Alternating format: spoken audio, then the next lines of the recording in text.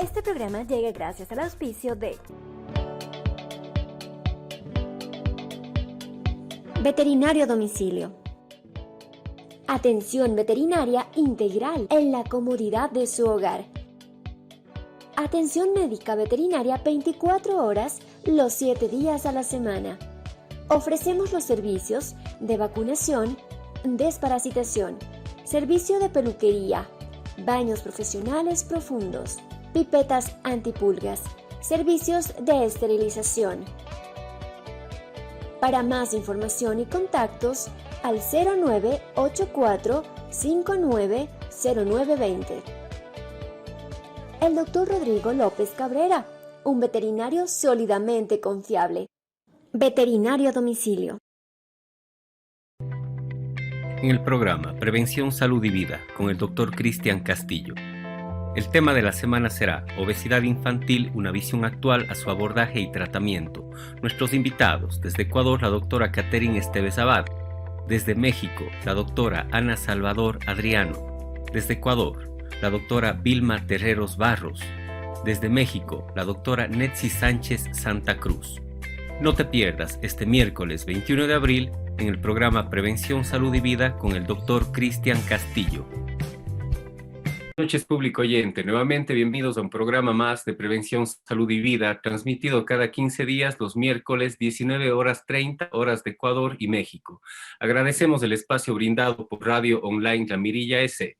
El día de hoy estaremos hablando sobre obesidad infantil, una visión actual a su abordaje y tratamiento. Contamos con profesionales de Ecuador y México muy destacados a nivel internacional, formados en grandes universidades y centros de alta especialidad.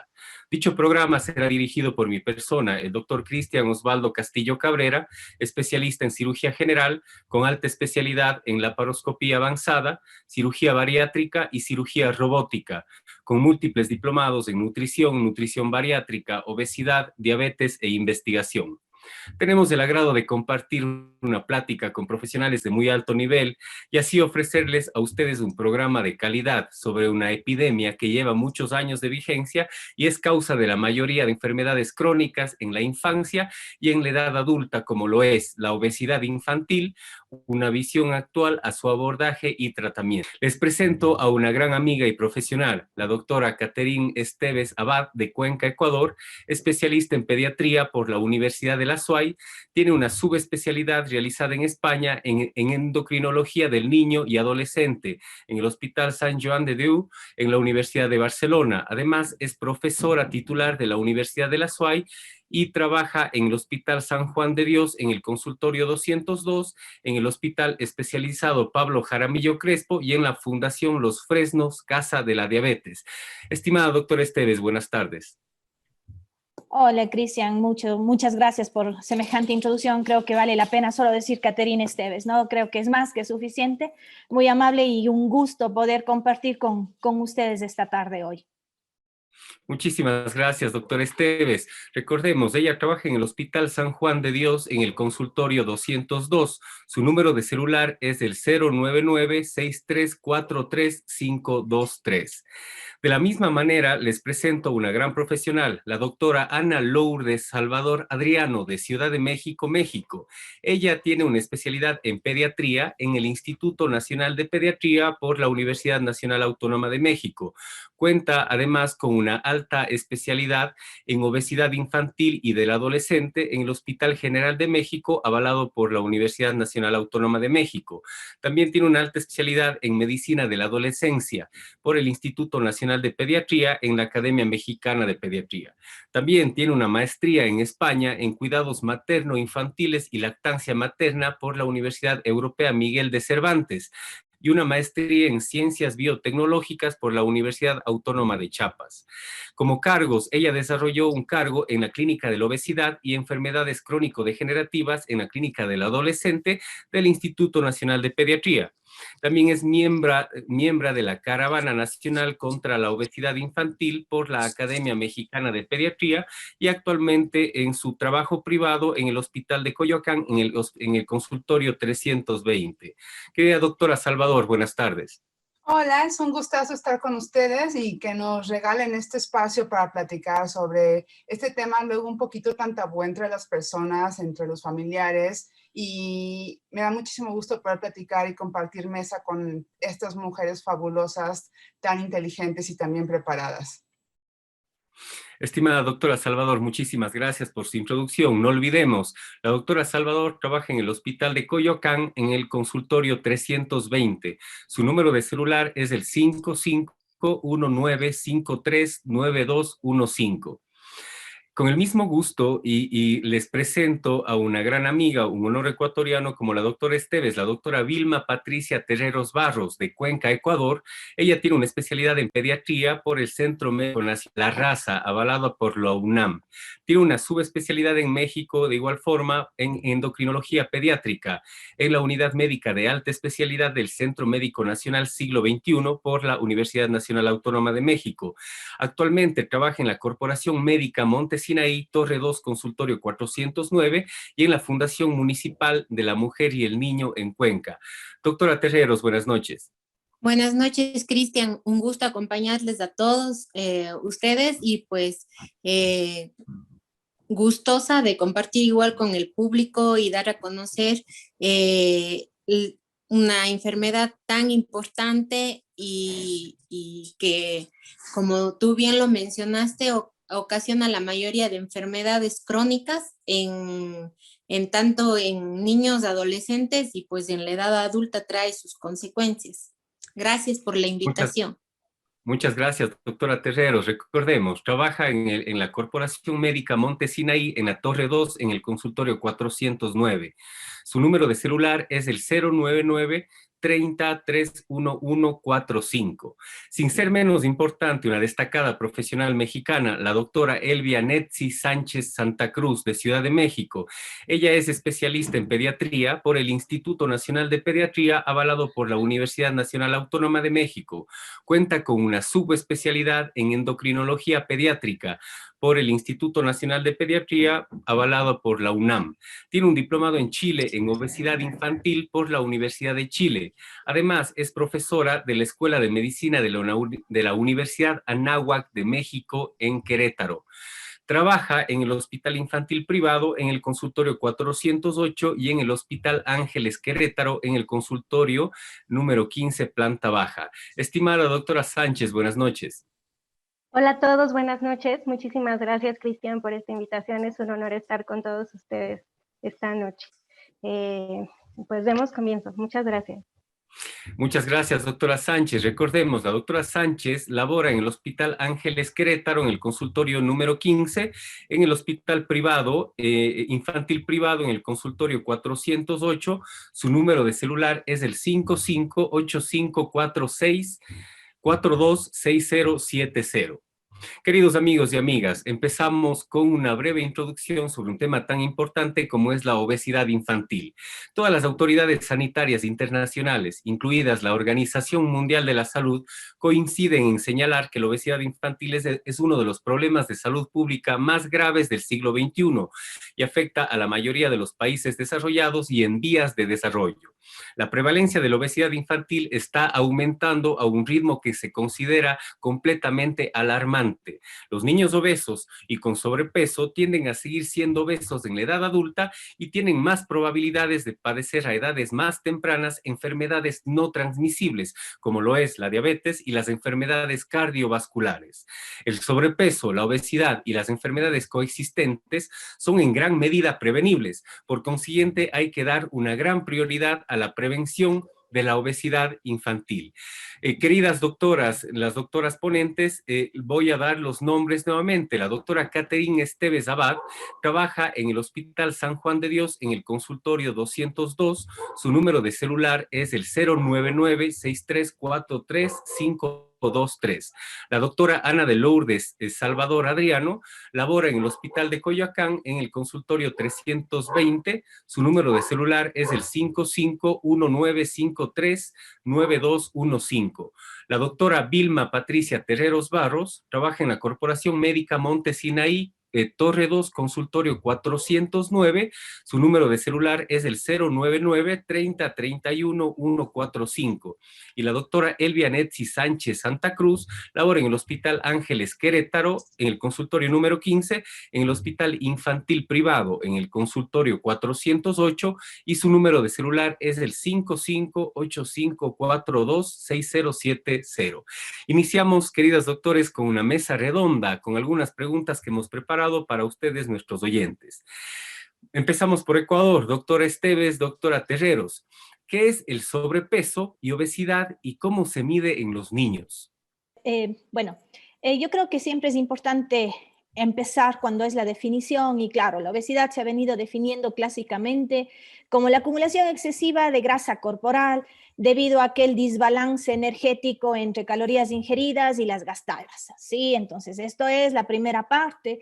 Sin embargo, yo creo que es importante definir que es un exceso de grasa no solamente corporal, sino visceral. Esto es importante porque cuando yo era joven, y estoy viendo que soy la más viejita de aquí, sí, la más antigua o lo conté que tenga muchos años, cuando yo estudiaba medicina en el año ya de 1997, ya se darán cuenta los años que tengo, siempre nos decían que el tejido adiposo es aquella célula que tenía una vacuola grasa con un núcleo excéntrico y que no tenía mucho más funcionalidad, ¿no? Y que cuando uno empezó a estudiarlo y cuando entró dentro de la vida de la endocrinología pediátrica, nos podemos dar dando cuenta durante los años cómo ha cambiado esto, ¿no? Y que sabemos que ahora el adipocito, para nosotros los endocrinos pediatras y los endocrinos en generales, llega a ser tanto así como una glándula, ¿no? Que tiene un montón de sinnúmeros de funciones, de enzimas, de transmisiones que nos dan, sobre todo, esta parte tan fundamental de estudiar con la actualidad lo que sabemos sobre obesidad. En pediatría, bien lo hemos dicho, que es difícil su valoración debido a los diferentes cambios en la composición corporal y que hay varios factores que todavía se pueden utilizar para la valoración dentro de pediatría, como es el índice de masa corporal, pero sabemos en la actualidad que esto no es tan válido en pediatría, ¿sí? Y no me dejarán mentir mis compañeras que están aquí, porque en la actualidad sabemos que el índice de masa corporal como en sí va a presentar limitaciones, porque depende de la edad, del estado madurativo, de la concentración y de la distribución que tenga el paciente. Y si en algún momento decidimos utilizar para valorar la obesidad en un paciente pediátrico, tenemos que recordar que debemos utilizarlo como score Z. Esto siempre hay que interesar. Y que si vamos a hablar de obesidad como tal, que es el tema de la actualidad, nos dice que el índice de masa corporal debe ser aquel que lleva más de 2 y en otras ocasiones más de 3.5 desviaciones de estándar, sobre todo en el tema que vamos a hablar hoy día en la noche. ¿Y qué es lo más reciente? Sí, ya me imagino que Vilma me va a ayudar y me va a colaborar, que los estudios recientes indican que en la actualidad en pediatría deberíamos utilizar la masa triponderal. ¿Sí? Antes no lo utilizamos y en la actualidad en pediatría esto nos indica o nos estima los niveles de grasa corporal con mayor precisión que el índice de masa corporal y que es mucho más fiable, mucho más segura si los utilizamos entre los 8 y los 17 años. Entonces, dentro de pediatría tenemos que recordar que existen periodos críticos para hablar de obesidad, ¿sí? El tercer trimestre de la gestación, los 12 primeros meses y la primera infancia, de 5 a 7 años. Entonces, para dar paso a Vilma, pues creo que esta parte introductoria, para poderlo ir fortaleciendo, pues creo que vamos bien. Muchísimas gracias, doctora Esteves. Doctora Terreros, ¿qué es esto de las desviaciones de estándar? Cuando la doctora Esteves hablaba de cómo poder catalogar el sobrepeso y los distintos niveles de obesidad en los niños. Y esto de la tripartición, ¿son exámenes? ¿Cómo podríamos nosotros al público que nos escucha hacerle entender esto que nos acaba de demostrar la doctora Esteves? ¿Cómo podríamos, en palabras un poquito más fáciles? Para medir o para diagnosticar de obesidad en los niños, las guías actuales de obesidad nos indican que un niño con sobrepeso, empecemos así, es aquel que tiene un índice de masa corporal, es decir, la relación del peso para la talla que tiene el paciente, se encuentra arriba de un percentil 85, ¿sí? Y obesidad se define como esta relación que se encuentre arriba de un percentil 95. La mayoría de padres de familia están relacionados con las curvas de crecimiento que les entregamos en cada una de las valoraciones. Entonces, si ustedes se pueden fijar en las curvas de crecimiento, hay una parte en la que dice 85, 95. Cuando su niño se encuentra entre el percentil 15 y 85, está en un peso normal. Si su niño está entre el percentil 85 y el percentil 95, tiene un sobrepeso, y arriba de 95 ya es un paciente obeso. Ahora, dentro de estas definiciones, actualmente se encuentran los pacientes extremadamente obesos, y como un poco más didáctico y académico, podríamos incluso dar grados de obesidad de acuerdo al percentil en el que se encuentre el paciente, ¿sí? Así como en los adultos, ¿sí?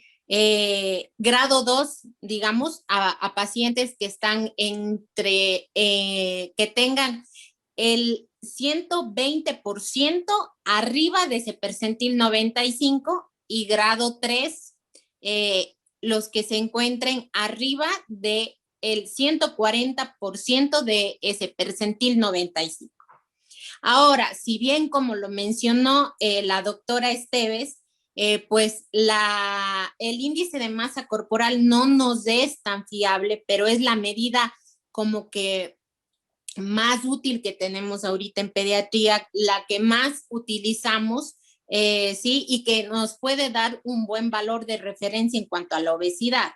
Ahora, hay otras academias u otras cosas, como en la Federación Internacional de la Diabetes utilizamos un percentil de cintura más de 90 para catalogarlo como obesidad abdominal.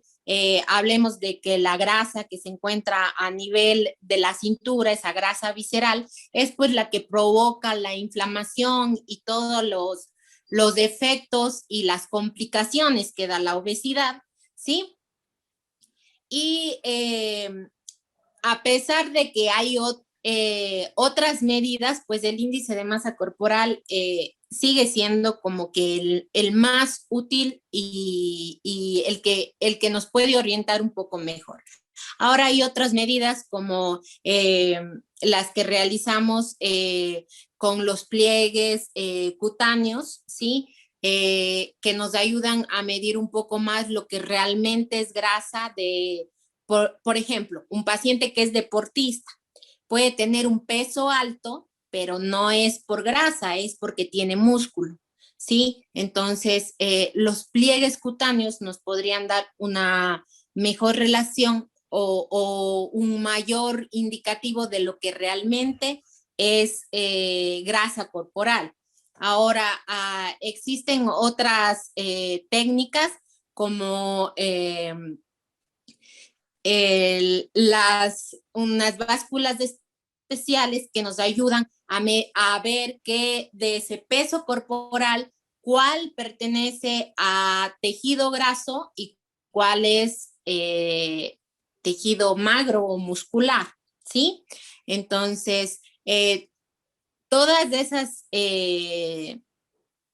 igual, la bioimpedancia y otras formas de ver la composición corporal son útiles, pero según las guías y a mi parecer, el índice de masa corporal y la cintura abdominal pues nos dan un parámetro muy importante, y pues en la primera valoración o en las primeras valoraciones pues nos tienen un valor diagnóstico que impresionante. Terreros y doctor Esteves, ¿ustedes creen que desde qué edad se debería utilizar percentiles? Que me imagino los percentiles son rangos. ¿Y desde qué edad utilizaríamos índice de masa corporal? Queridos amigos, a sabiendas, obviamente, que el índice de masa corporal, la relación del peso para la talla, como la doctora Terreros nos había dicho, obviamente no va a ser igual en una persona que realice ejercicio, porque el peso pesa 5 veces o más que la grasa. Entonces, obviamente, como estamos hablando de obesidad infantil, nos tomamos el abuso en adultos, me refiero, de utilizar este índice de masa corporal para poder ir dividiendo a los diferentes tipos desde desnutrición, peso normal, los diferentes tipos de sobrepeso y obesidad infantil. Entonces, nosotros en niños, ¿desde cuándo iniciaríamos para poder utilizar el índice de masa corporal o los percentiles? ¿Qué edad sería el límite? ¿Qué edad sería el tope, doctora Esteves? La OMS lo indica claramente. Sí, en la OMS ustedes pueden encontrar curvas del índice de masa corporal que va desde el nacimiento hasta los 2 años, luego de 2 a 5 y superiores de 5 años. Hay que tener claro cómo es pediatría. Sí, pediatría, la composición corporal del niño va cambiando y esto hay que reconocerlo. Entonces, se dice que en la actualidad, si yo quiero valorar a un paciente con sobrepeso u obesidad, el índice del pliegue subescapular, que es uno de los parámetros que utilizamos, es el que mejor o es el mejor indicador de adiposidad con mayor índice de riesgo predictivo, ¿sí? Eso es lo que nosotros utilizábamos en el hospital en el que yo me formé, ¿sí? En la espalda sería el subescapular. En la espalda. El subescapular, ese es el que nosotros utilizábamos porque es el mejor indicador de adiposidad. Porque hablar de utilización percentilar en niños menores de 2 años, y en algunas guías lo dice, en menos de 5 años, es bastante difícil porque es una línea muy delgada que se nos puede pasar. Ustedes han visto, y yo que estoy aquí con compañeras pediatras, sabemos por qué hay este cambio en las curvas cuando nosotros dibujamos, ¿no? Ese corte que hay a los 24 meses y que va a tener que ser valorado dependiendo si el niño es prematuro o si el niño fue pequeño para la edad gestacional, ¿no? Que son otros parámetros que también tenemos que tenerlo en cuenta. Entonces, Cristian, si tú me dices, Katy, ¿desde cuándo tú utilizas índice de masa corporal? Pues como índice de masa corporal, yo lo aplico desde los 5 años. Antes de los 5 años, aplico un sinnúmero de perímetros abdominales, de composición corporal, de pliegues subescapulares, que me va a dar una realidad por el mismo hecho de que existe en la primera infancia cambios en la composición, no solamente de la grasa, no solamente de grasa, ustedes bien lo saben. Entonces, no sé cuál es el criterio, cuál es la experiencia de las diferentes personas, ¿no? Eso es válido, pero si me dices, Katy, ¿desde cuándo tú utilizas con seguridad índice de masa corporal? Desde los 5 años. Antes de los 5 años me valgo más de otros tipos de medidas o de otro tipo de valoraciones. Perfecto, doctor Esteves, muy clara la interpretación de la doctora Esteves y la doctora Terreros. Ahora vamos con la doctora Ana Lourdes Salvador y la doctora Netzi Sánchez. Doctora Salvador, ¿qué tiene que ver el estado de la madre antes y durante el embarazo para el desarrollo de obesidad en los niños? Pues entonces ahorita vamos a empezar a hablar sobre programación fetal, que luego es algo súper importante que se nos olvida, ¿no? Que la salud de un niño no empieza en el momento en el que nace, sino que comienza desde el momento en que es concebido. Y si no somos un poquito más puristas, empezamos a pensar que realmente la salud del niño empieza desde que su mamá es concebida, porque los óvulos que van a formar este bebé van a empezar a ser formados desde que la mamá de este bebé esté en el vientre de su mamá.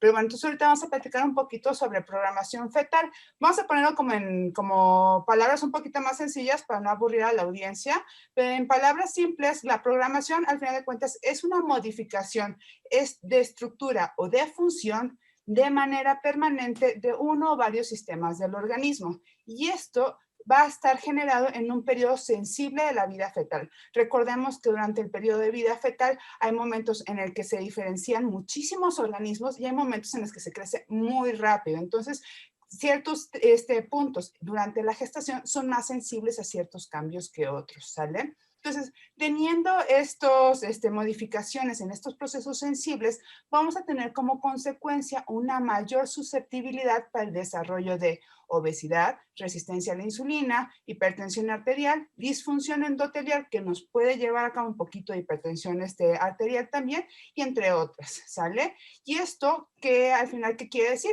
Que una mala nutrición durante la gestación pueden causar defectos persistentes en el bebé, tanto como la reducción en el número de células tisulares, como modificaciones estructurales en los órganos o modificación en el ajuste de ejes hormonales claves, entre otros. Entonces, si nos vamos como que en puntitos, tenemos la malnutrición materna, que nos puede dar como consecuencia una disfunción mitocondrial, que nos va a dar como consecuencia un estrés oxidativo.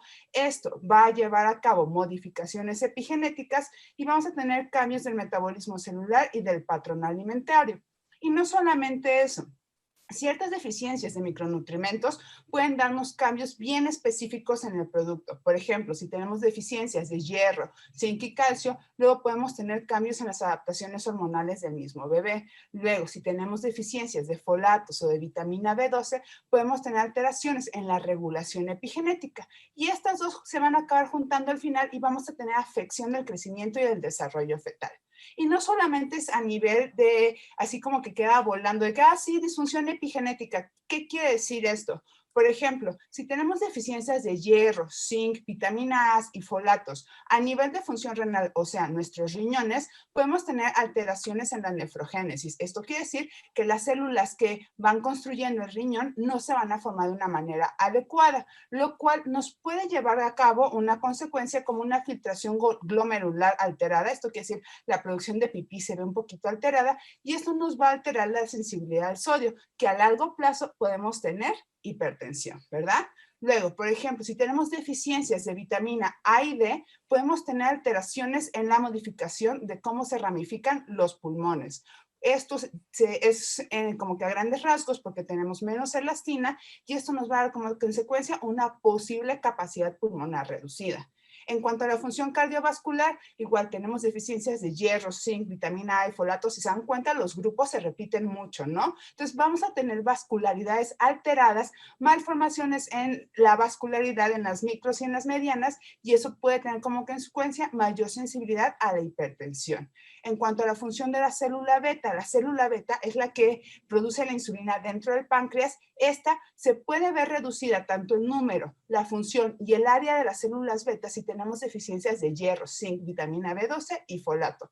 Y en composición corporal, deficiencias de estos mismos micronutrientes, podemos tener una masa magra reducida. Esto quiere decir tenemos menos músculo, vamos a tener una disposición de grasa alterada, vamos a tener un poquito más de grasita y podemos tener hasta disregularización del apetito. Entonces, al final de cuentas, es súper importante para todos los que nos están escuchando y quieren tener hijos, que no solamente es, ay, me quedé embarazada, sino que si en mi plan a corto y mediano plazo es, sabes que me voy a embarazar, aunque me esté cuidando, voy a empezarme a suplementar con ciertas cosas como folatos, como vitamina B12, revisar que mis niveles de vitamina A y vitamina D estén correctos para así dar como consecuencia el mejor ambiente para la gestación de mi bebé. Ahora, algo súper importante es que no toda la culpa es de la mamá, porque luego aquí estamos de, sí, programación fetal y de nutrición de la mamá. Pero si nos ponemos a pensar como que un poquito más cínicamente, el estado nutricional del papá es igual o más importante. ¿Y esto por qué? Es porque los gametos, o sea, los espermatozoides que está produciendo el papá, esos se van cambiando constantemente. Nuestros ovocitos ya los tenemos, ya tenemos nuestros óvulos y eso no lo podemos cambiar. Lo que estamos cambiando es el ambiente en el que se está gestando el bebé. Pero el gameto del papá, ese sí se va cambiando constantemente. Y ya hay varios estudios que me demuestran que el índice de masa corporal y el estado nutricional del papá se puede relacionar a peso elevado y cambios epigenéticos en el bebé. Entonces, no solamente se vale que hay que decir que la mamá se tiene que cuidar, también el papá, si está pensando en tener hijos, tenemos que controlar nuestros niveles de triglicéridos, nuestros niveles de colesterol y nuestra actividad física. Salvador, muchísimas gracias. Ha sido muy completa su interpretación. Doctora Sánchez, ¿algo que añadir? Tal vez yo quisiera saber una madre o una persona antes de su gestación que tenga un índice de obesidad grado 2 en adultos y esta persona se embaraza. Esta persona se hace diabética durante el embarazo o ya fue diabética no diagnosticada antes del embarazo. ¿Qué pasa con ese niño? Le estamos llevando a una obesidad desde la vida fetal, desde la vida infantil, la vida adulta, ¿cómo se manifiesta todo esto? Muy importante lo que mencionas, Cristian. Hay mucha evidencia que demuestra que justamente todos estos efectos de programación prenatal van a tener efectos, ¿no? En una obesidad posterior. Obviamente, el elevado peso corporal pregestacional y durante la gestación de la madre va a tener repercusiones, y esa ganancia de peso, sobre todo cuando esta ganancia rebasa los 11 kilos, influye en el feto de forma importante. También eso afecta el peso del bebé, tanto un peso bajo por una mala nutrición, por ejemplo, o un peso alto al nacer, seguido también de una ganancia precoz y excesivo de peso durante los primeros 2 años de vida, se asocian con un incremento significativo de riesgo en obesidad. Y bueno, también, o sea, lo que ya dijo la doctora Ana, me encantaría agregar que, bueno, de estos periodos sensibles que hablaba, hay 3 principales, ¿no? Que justo tienen que ver con lo que me decías del sobrepeso y obesidad en las mamás. Número 1, pues la fase de crecimiento intrauterino, en la cual pues va a verse afectado si la mamá ya tiene uno de estos factores de riesgo por la disfunción endotelial que lleva a una alteración en la nutrición del estado del bebé. También cuando nace ya ese bebé, en las primeras 4 a 6 semanas, en la cual se empieza a instaurar el periodo de lactancia, ya sea con leche humana, que también vamos a hablar un poquito más adelante de eso, pero la leche humana o fórmulas infantiles, eso tiene que ver, es un periodo sensible y va a ser uno de los factores que se va a ver afectado si no se lleva adecuadamente, ¿no? También la alimentación complementaria, la introducción de esta, cuando llega el momento, ¿no? Se tiene que introducir de forma progresiva, ¿no? Y esto se extiende hasta el 2.º año de vida, que es cuando terminamos nuestros primeros 1000 días, en la cual toda esta programación es sumamente importante, ¿no? También otra cosa que es importante mencionar son los rebotes de adiposidad. El rebote de adiposidad es algo fisiológico o algo normal, por así decirlo, y habla de que almacenamos reservas para el crecimiento y el desarrollo de la pubertad. Entonces, tenemos estos rebotes o estos incrementos en las células adiposas o de grasita, sobre todo en 3 momentos. El primer año de vida, después disminuye y más o menos entre los 5 y los 8 años volvemos a tener un piquito y después hasta la adolescencia. Entonces, todos estos factores, a fin de cuentas, se van a ir asociando y cualquier alteración en estos puntos va a ocasionar un problema, ¿no? Entonces, creo que con eso queda muy completo lo que estábamos mencionando. Doctora Salvador, ¿usted quiere agregar algo a la respuesta de la doctora Sánchez?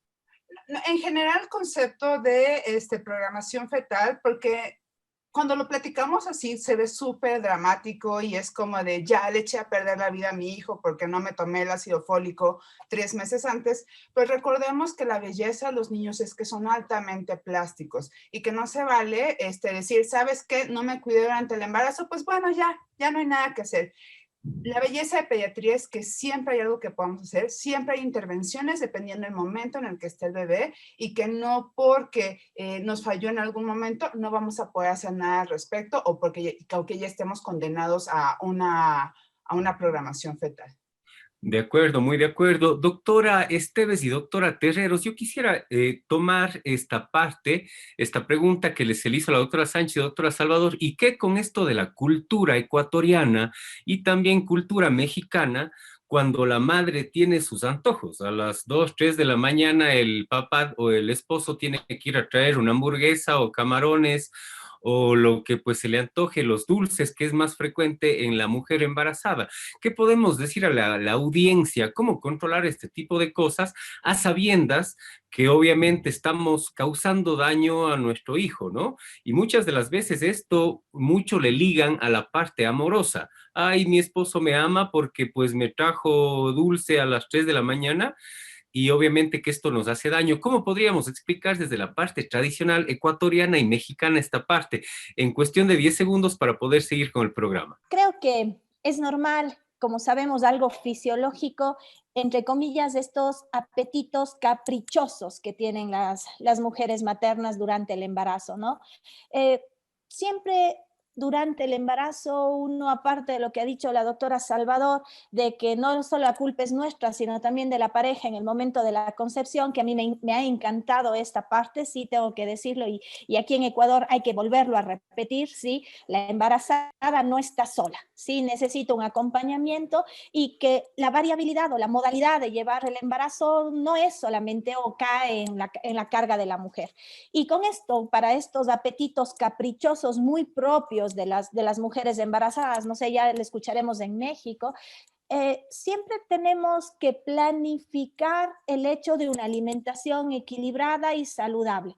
Ustedes lo han dicho, las consecuencias más frecuentes de una mujer si entra malnutrida o sobrenutrida. Ustedes lo han dicho y lo han dicho muy claramente. Y esto hay que tenerlo súper claro. Una mujer durante el embarazo, aquí es muy notorio en el Ecuador cuando te dicen, no, estás embarazada, no te cuides, tú eres la única aquí que puede comer de todo. Y no es así, sí, no es así. Yo creo que el mantener una nutrición equilibrada, balanceada y que tenga sus horarios como todos deberíamos tener, lograrlo, tener un horario, esos apetitos o esas sustancias o esas ganas de comer algo podrían ser realizadas dentro de un cronograma normal. Claro, que Cristian me dirá, pero ¿y si me toca a las 3 de la mañana? Pues creo que también tenemos que tener un autocontrol, ¿no? Porque tenemos que saber que hay alguien que depende no solamente de él, sino depende de un adulto como es en la parte pediátrica. Entonces, el tener una dieta balanceada, equilibrada y darse en algún momento algún tipo de golosina, pues yo no lo veo mal. Sí, yo recuerdo que durante el embarazo tenía ganas solamente de pica de hielo, pasaba solamente picando hielo, ¿sí? Y también de chocolate, pero claro, mi ginecólogo que me acompañaba me decía, no, está bien, vamos viendo, te comes uno, pero claro, uno se va educando y creo que esto es importante, educarnos durante el embarazo. Doctor Esteves, muchísimas gracias. Creo que vamos a continuar con el programa porque tenemos algunas preguntas que son de mucha importancia.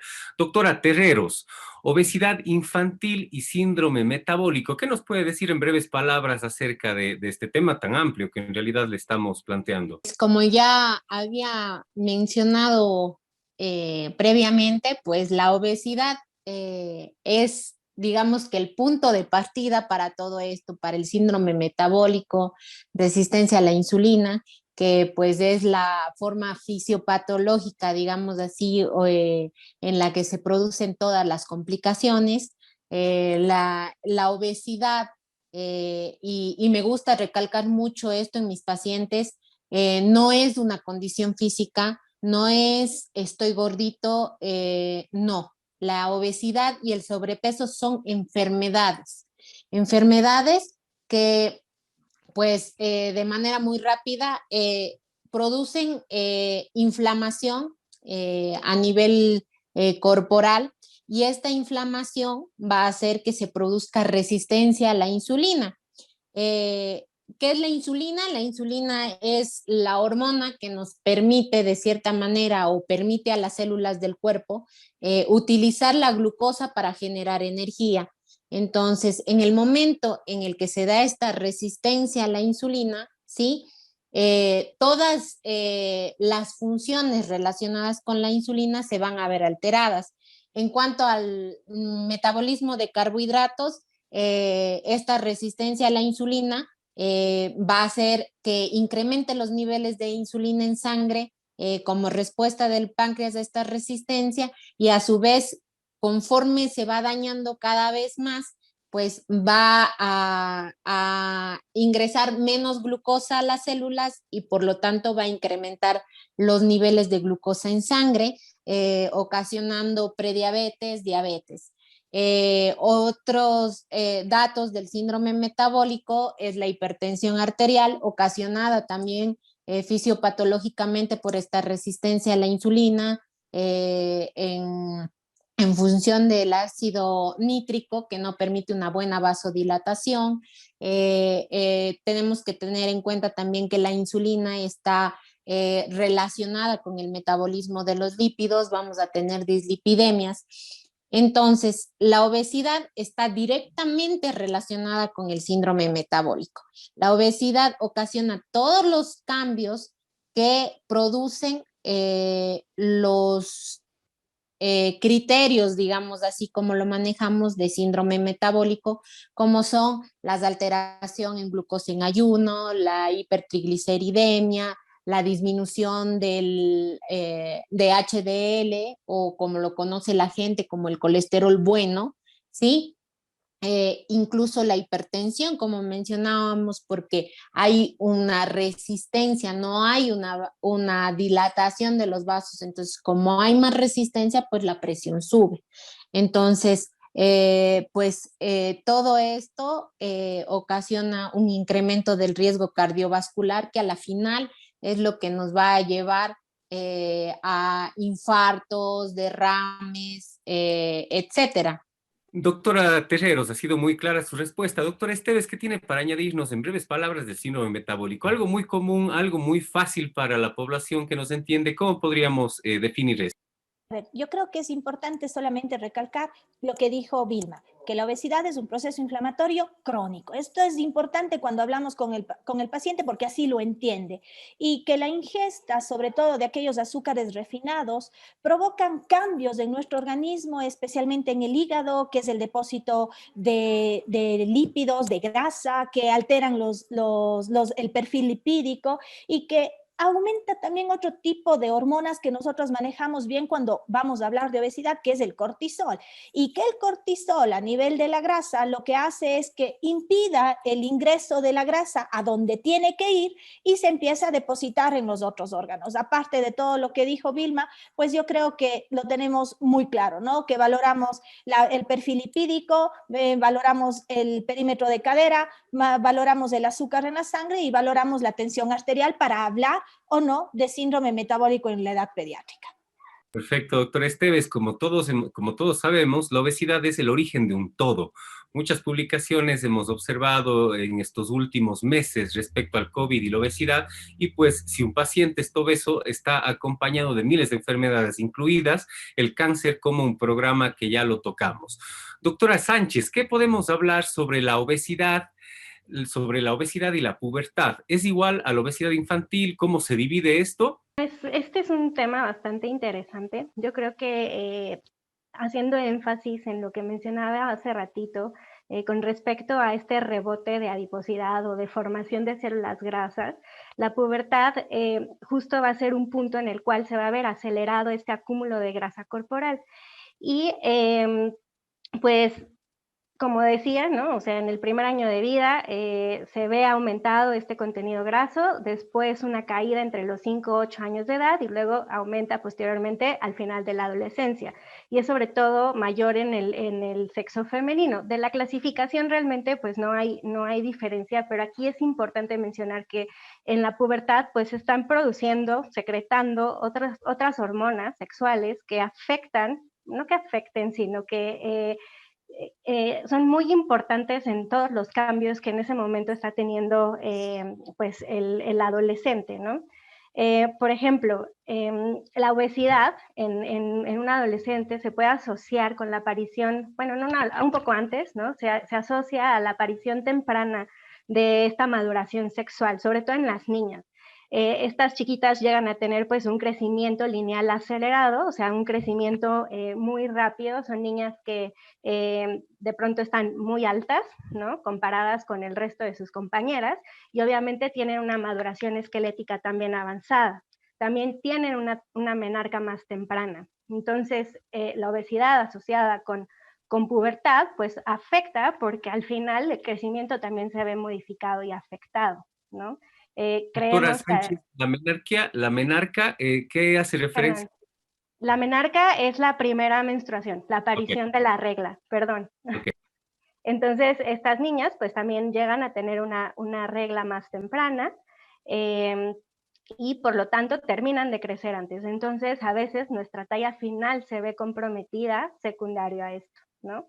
También otra cosa importante que pasa en pubertad es que fisiológicamente en esta etapa de la vida hay una resistencia a la insulina, ¿no? Y usualmente se resuelve un poquito después de que termina la pubertad. Entonces, si no cuidamos el resto de factores que están alrededor involucrados, pues estos niños que se convierten en adolescentes, ¿no? Y posteriormente en adultos, pues ya traen factores de riesgo ahí cargando para desarrollar posteriormente complicaciones, ¿no?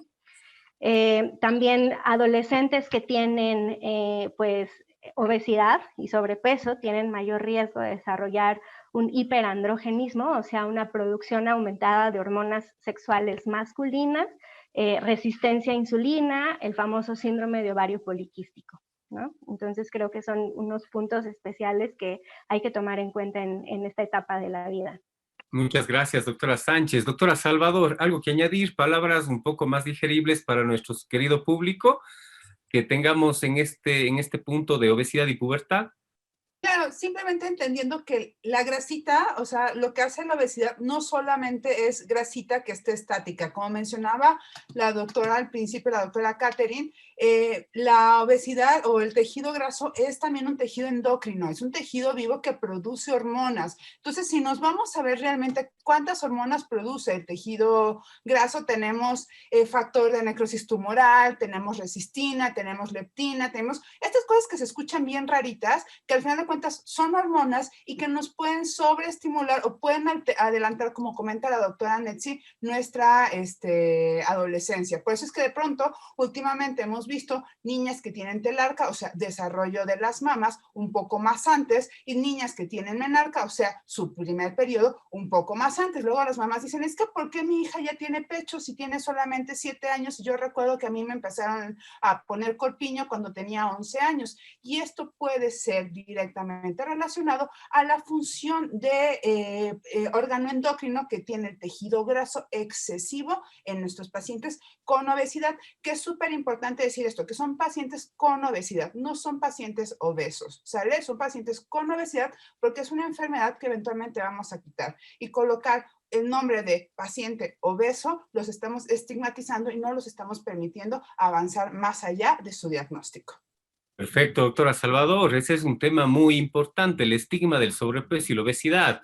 Es muy diferente decir ella tiene enfermedad de sobrepeso u obesidad a ella es obesa, o siempre viendo imágenes de una persona con sobrepeso y obesidad con la camisa y los botones desabrochados o a punto de explotar.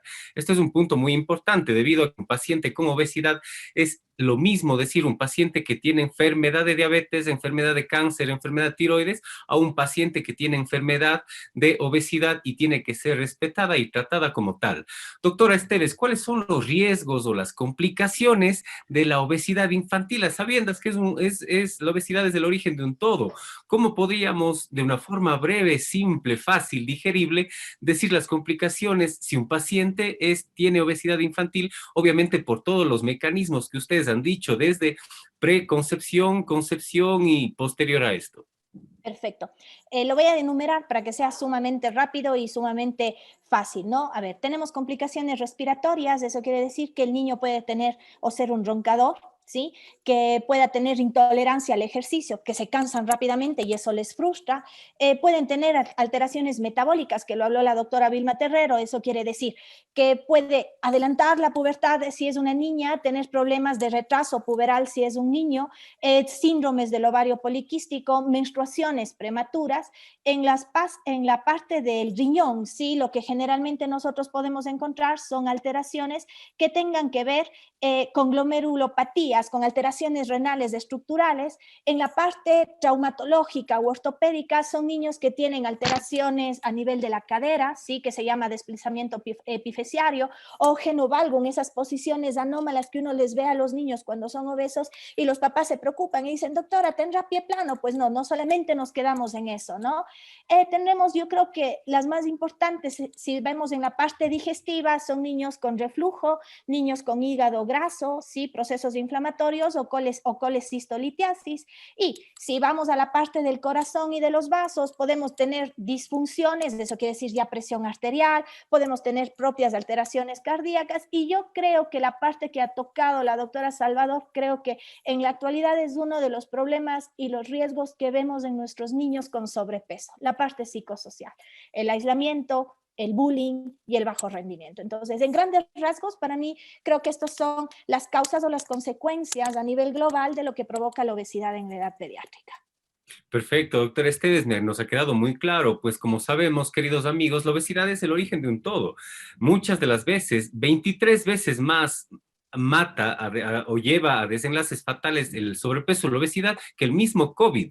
O sea, esto ya está en publicaciones muy antiguas, pero pues obviamente hacemos este tipo de introducciones o programas para que los gobiernos y los diferentes sistemas de salud, tanto públicos y privados, tomen atención a un problema real que ya tiene varios años de evolución.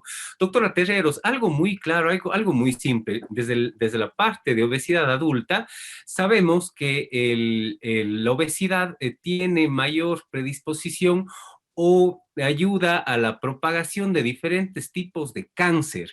¿Qué respecto a la obesidad infantil con el hecho de cáncer? Bueno, como habían mencionado ya, la obesidad puede llevar a producir muchas alteraciones. Y también en cáncer, el cáncer, tanto en la edad como tal pediátrica, no, pero recordemos que un paciente obeso va a ser un adolescente obeso y un adulto obeso, entonces a lo largo del tiempo pues puede llegar a presentar cáncer. En esto, Cristian, solamente puntualizar muy claro, si nosotros hablamos de obesidad y riesgo de cáncer, en la parte infantil se dan los primeros pasos. Nosotros estamos hablando de aumento de niveles de insulina y aumentos del factor de crecimiento insulínico tipo 1. Y estos son, o se dice, o ya está avalado, que las cantidades elevadas de esto nos pueden dar crecimiento a las células malignas del endometrio y del cáncer de mama. No olvidemos que estamos frente a un depósito de grasa hepático y que si hablamos de esteatosis, que es este nombre tan raro, o de depósito de grasa, es el primer proceso inflamatorio y el primer eslabón que nos va a poder llevar a patología oncológica hepática. Perfecto, doctor Esteves. A sabiendas también que un cuerpo obeso, como ya hemos hablado muchas de las veces, tiene una inflamación crónica de bajo grado. Esta inflamación produce unos cambios celulares muy típicos o atípicos en las células y es por eso que estos cambios o este maltrato al organismo empieza a degenerar estas células y pues obviamente se vuelven células agresivas y mayor predisposición a cáncer. E incluso pacientes que ya tienen cáncer, las reservas o el tipo de medicamentos es completamente diferente. Tratar a un paciente con un peso normal a que dar quimioterapia o radioterapia a las ciertas dosis a un paciente con enfermedad de sobrepeso y obesidad. Nos queda muy, muy claro. Doctora Salvador, lactancia materna y obesidad. ¿Qué podemos hablar respecto a esto? Bueno, lactancia materna. ¿Qué no podemos hablar de la lactancia materna, no? O sea, todos los pediatras estamos enamorados de la lactancia materna, de la leche materna, simplemente porque la lactancia materna, al final de cuentas, es todo, ¿sabes? Es nutrición, es cariño, es amor, es un tejido vivo que se va adaptando a las necesidades de nuestros bebés. Entonces, desde un principio, se ha empezado a analizar la lactancia materna exclusiva como un factor de protección contra la obesidad infantil. Se ha visto que la duración de la lactancia materna está inversamente relacionada con el riesgo de sobrepeso. Podemos tener hasta un 4% de riesgo de presentar sobrepeso en la infancia, una disminución del 4% por cada mes extra con lactancia materna, ¿sale? Recordando que la leche materna tiene compuestos bioactivos, o sea, hormonitas, vienen también anticuerpos que va a tener, por ejemplo, leptina, que la leptina la produce también el tejido adiposo, y esto tiene un rol en la regulación central del balance energético. Esto quiere decir, permite que el cerebro de tu bebé entienda cuando ya está más lleno, y entonces podemos controlar un poquito mejor la ingesta y aumentar el gasto energético, ¿sale? Ahora, tenemos esto en el punto de vista de la lactancia materna, que todo el mundo dice, si tú lo alimentas con fórmula, seguramente va a ser un paciente que va a poder expresar más fácilmente sobrepeso y obesidad, y que si tú lo alimentas con lactancia materna, no va a ser este caso.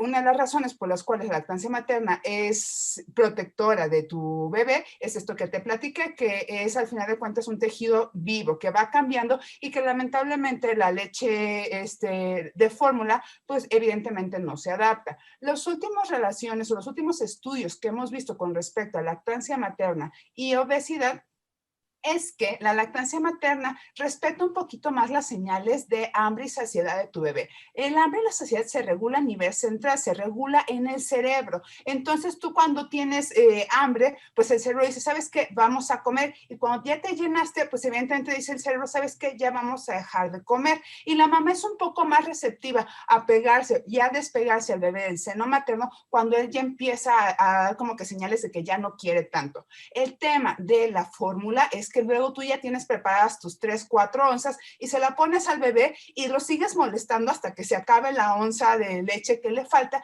y entonces ahí estás obliterando o estás ignorando los datos de saciedad de tu bebé, lo cual va a tener repercusiones a largo plazo. No es lo mismo que tú decidas, ¿sabes qué? Ya acaba de comer, aunque sea delicioso este plato que tengo aquí enfrente, ya no lo voy a seguir comiendo porque mi cerebro dice, ya no estoy lleno, a que tú desde que eres bebé te están enseñando que te lo acabas porque te lo acabas y porque aquí está el plato, y entonces pues lo sigues comiendo porque tu cerebro dice, ya para qué te mando señales de saciedad si ni me haces caso. Y esto también viene dentro de la culturalidad de México y de Latinoamérica, que muchos nos dicen a nosotros, oye, no te levantas de la mesa hasta que te acabas este plato, o oye, hay muchos niños que se están muriendo de hambre y tú no te quieres acabar la sopa. O sea, y eso no nos permite desarrollar bien nuestras señales de saciedad, y por lo tanto somos adultos que cuando vamos al cine pedimos el mega combo cuates extra queso y no te llenas porque tu cerebro ya no aprendió a respetar las señales de saciedad.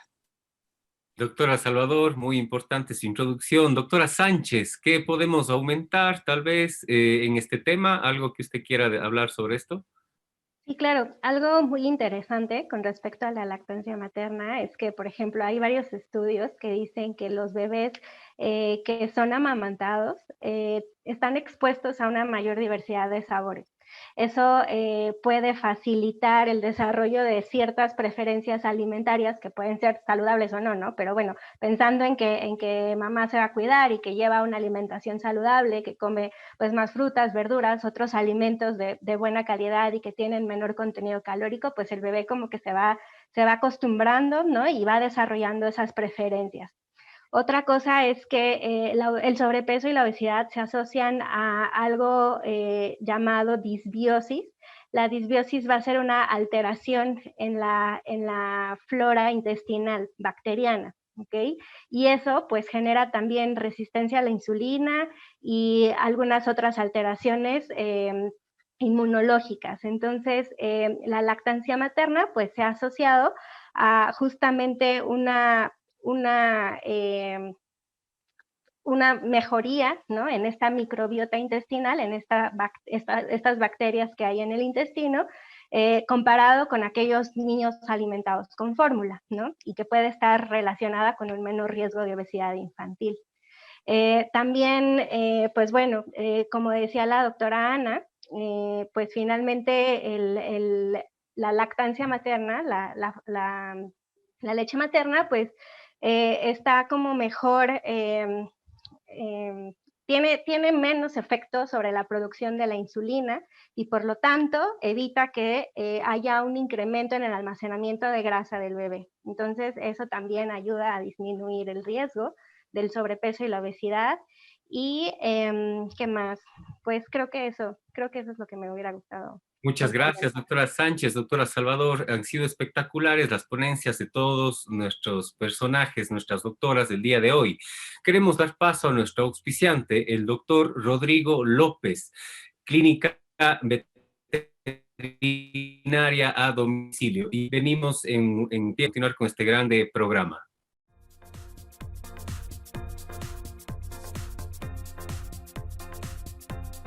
Este programa llega gracias al auspicio de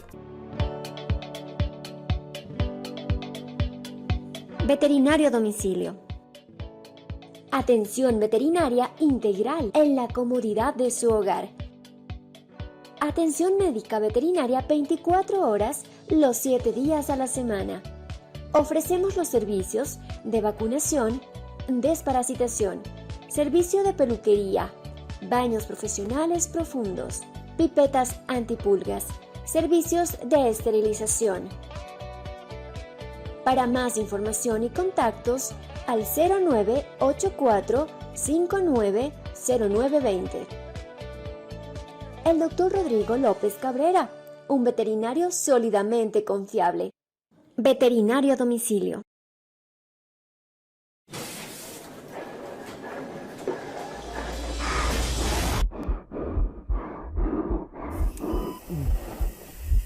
All right, what do we got? Just came in. Heart attack. 5'9", 300 pounds, 32 years old. How the hell does that happen?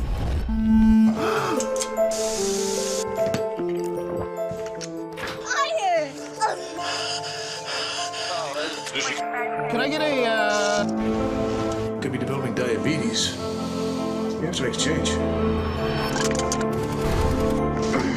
Oh, yeah. You're graduating! Watch TV. You won't even have to leave. You can't do this. Yes, can I get a... Yeah, no, deep dish. You have to make a change.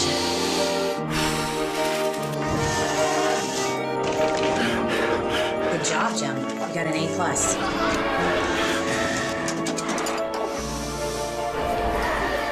Here are your fries, sweetie.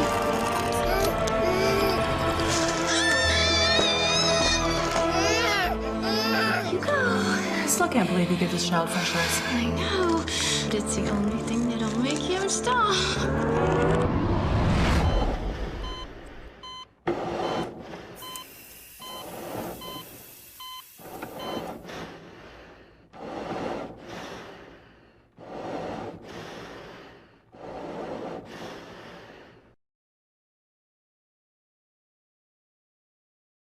Doctora Vilma Terreros, esta es una pregunta muy bonita, ¿no? Y muy importante. Van a haber miles de respuestas. Tratemos de ser lo más facilitadores para nuestro querido público, porque es importante hacer intervenciones tempranas y oportunas respecto a la obesidad infantil. Doctora Terreros. Pues la importancia ya la hemos hablado durante todo el transcurso del tema. O sea, es importante prevenir las complicaciones, ¿sí? Desde las metabólicas, físicas y también, o sea, a mí me parece muy importante las psicológicas, psiquiátricas, porque si tenemos un niño que desde muy temprana edad es obeso, pues va a crecer con ese estigma y no tanto de los compañeros, sino también es muy importante que ahí toman acción la familia o los amigos de la familia, que llegan, ay, tu niño está gordito, el papá o la mamá de la niña, estás muy gordita, te vas a hacer gordita y así. Entonces, yo creo que eso es muy importante porque a la final estos comentarios pueden generar ansiedad y hacer que esto sea un círculo vicioso, es decir, que el niño está gordito, le dicen que está gordito, tiene ansiedad, come porque tiene ansiedad y así. Entonces, es muy importante. Ahora, en cuanto a lo metabólico, mientras más pronto cambiemos la manera de alimentar, que el paciente sea más activo, enseñarles a los papás que aparte de una buena alimentación, actividad física, tengan horarios de sueño adecuado, que duerman a horas correspondientes, que duerman en la noche, es muy importante, ¿sí? Para prevenir enfermedades como ya habíamos mencionado, diabetes, presión alta, que a la final van a llevar a enfermedades cardiovasculares, evitar todas estas alteraciones a nivel puberal, que como bien lo había mencionado la doctora, son niñas que crecen rápido, niños que crecen rápido, que en la pubertad ya no llegan a presentar ese estirón de la pubertad y a la final son altos en la infancia, pero llegan a tener una talla más baja que la que esperaban. ¿Sí? Pacientes que tienen desarrollo sexual antes, que también les trae complicaciones a nivel psicológico, ¿sí? Lesiones tal vez ortopédicas que en su tiempo, si se interviene de una manera adecuada, puedan llegarse a solucionar o a alteraciones que pues a la final ya queden con esas lesiones para siempre. Entonces, es importante y esa es la importancia de actuar de manera adecuada y desde los primeros años, si vemos que la obesidad es exógena, es decir, por lo que comen o por los malos hábitos que tienen los niños, pues intervenir de una forma oportuna para que mientras menos años tengan el tejido adiposo, menos años tienen la inflamación y menos va a ser las complicaciones que presenten estos pacientes. Perfecto, doctora Terceros. Doctora Esteves, algo muy importante, como estamos hablando de niños, ¿a quién tenemos que educar?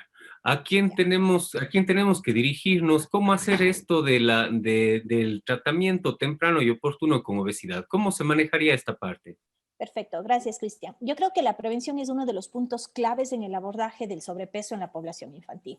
Si nosotros vemos y hemos recorrido que tenemos un montón de complicaciones o de situaciones que se pueden dar en un niño obeso, también tenemos que tocar la parte clave, la parte económica sanitaria, ¿sí? Si nosotros logramos entender que al controlar una obesidad infantil vamos a disminuir el gasto sanitario a largo plazo, pues vamos a cambiar este chip y vamos a entender que un niño obeso tiene mucho porcentaje de llegar a ser un adulto obeso. Y esto a los papás siempre yo les digo, si el niño presenta obesidad entre los 3 y los 6 años, el 25% de estos niños tiene probabilidad de ser un adulto obeso.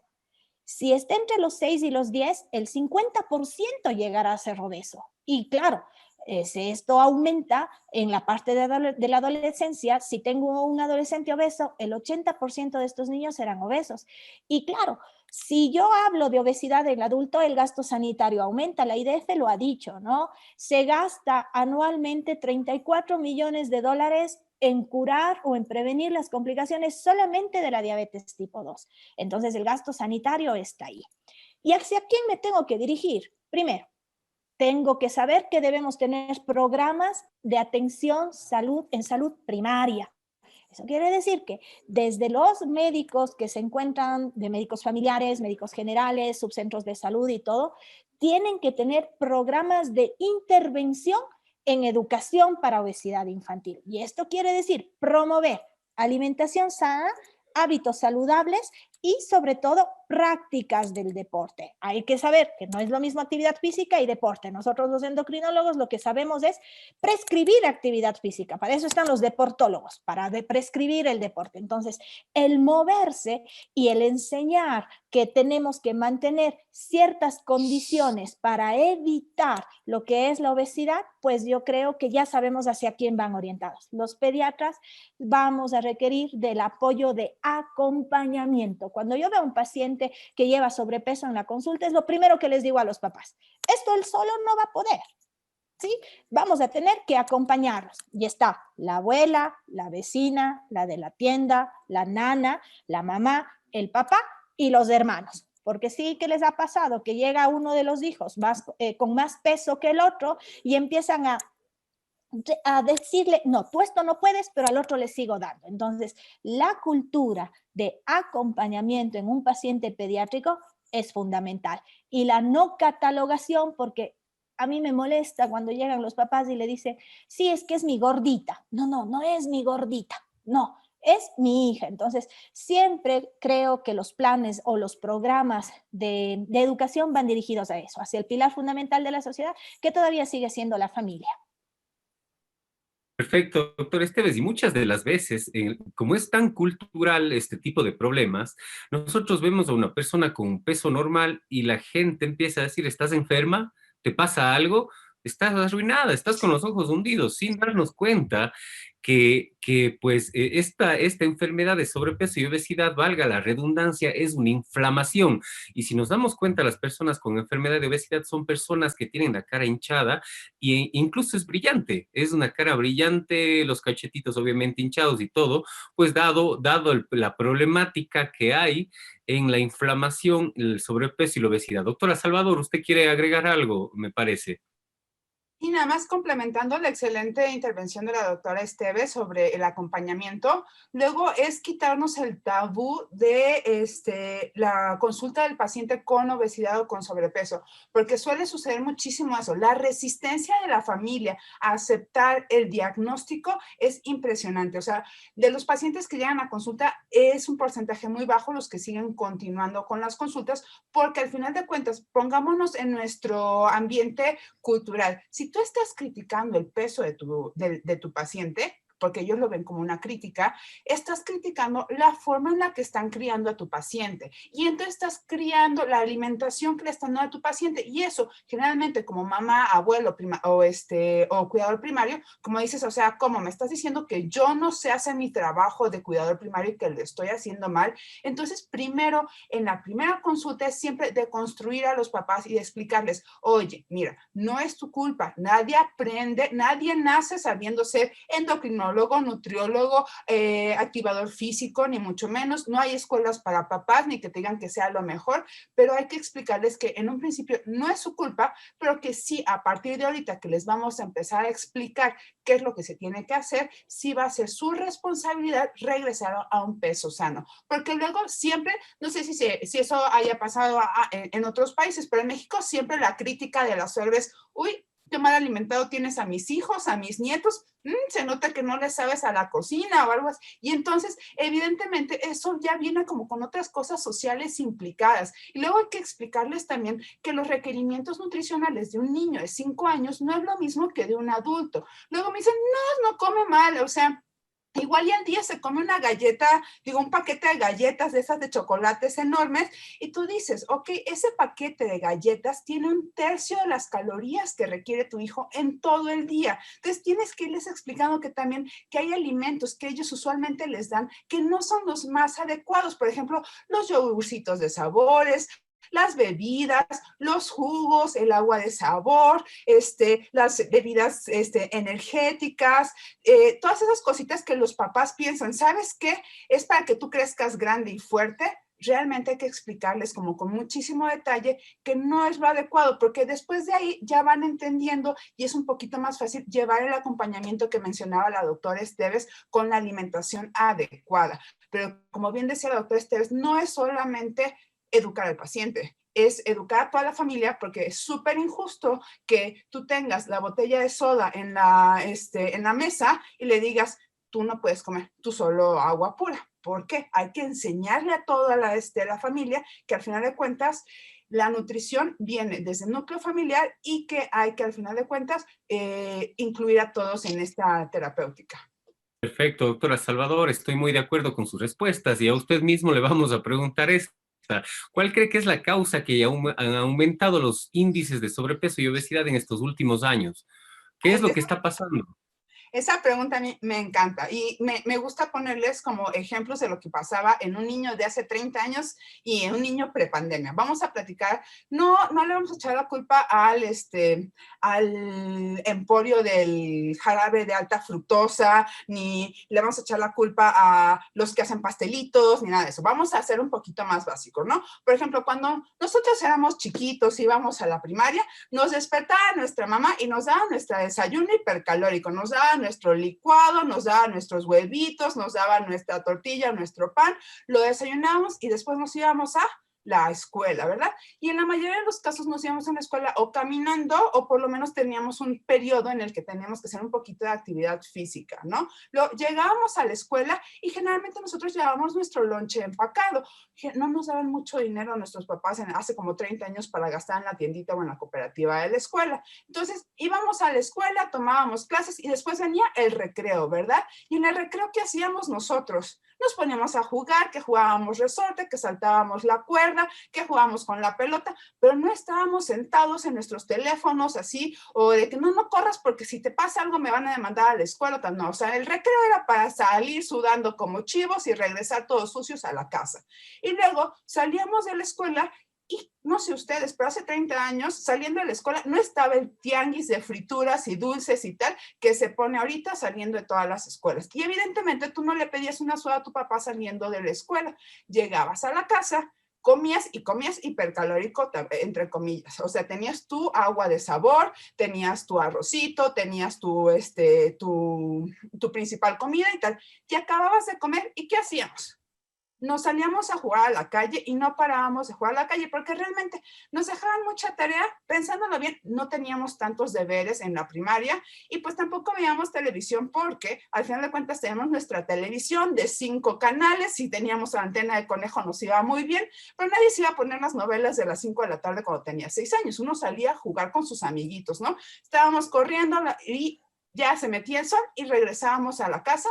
Nos comíamos nuestro pan, nuestra leche y nos íbamos a dormir. ¿Qué pasa ahorita?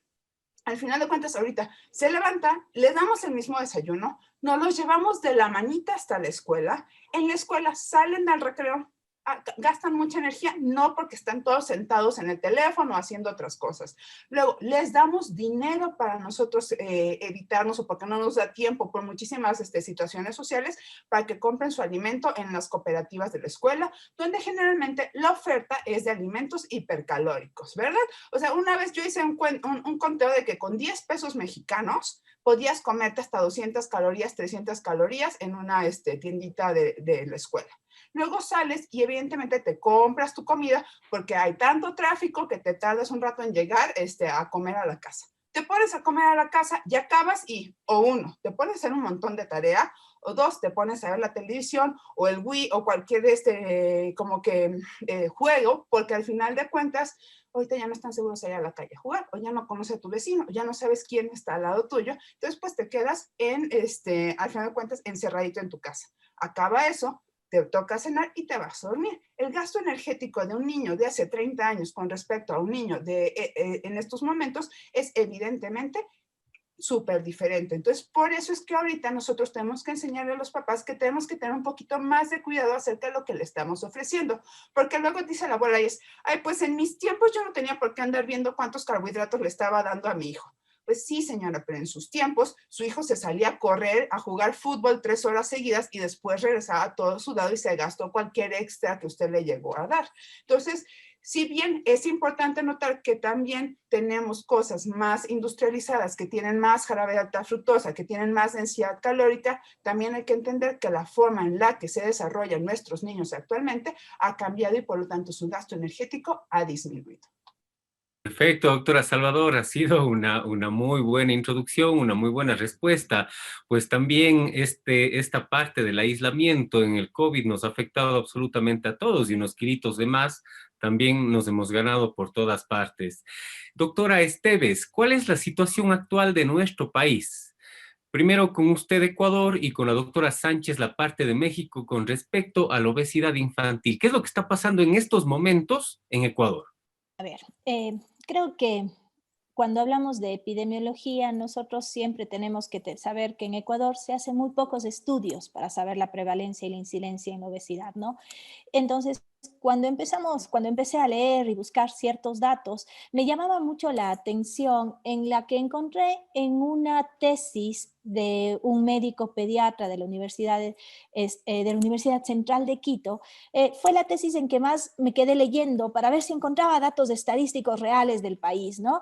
Y claro, ya decía él que dentro de Latinoamérica, desde el año 2019 y 2020, México encabeza la la pauta de Latinoamérica en obesidad, seguido de Chile, Guatemala, El Salvador, República Dominicana, y que nosotros como ecuatorianos nos encontrábamos dentro de los primeros 10 países de obesidad dentro de Latinoamérica.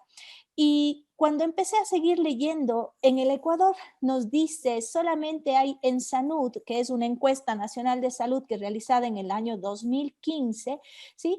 Nos dice que nuestros niños, 1 de cada 5 niños puede tener malnutrición, llamándose obesidad también. Entonces, lo que más me asustaba, sobre todo para que nuestras compañeras de México lo entiendan, que nosotros tenemos 4 regiones, ¿no? Y que una de las regiones que está más propensa a la obesidad era la región de la costa, pero claro, si nosotros lo entendemos de esta forma, es la forma de comer, ¿no? Es la forma diferente de alimentación, que no nos alimentamos igual las personas de la sierra, de la costa, del oriente y menos aún de la península insular.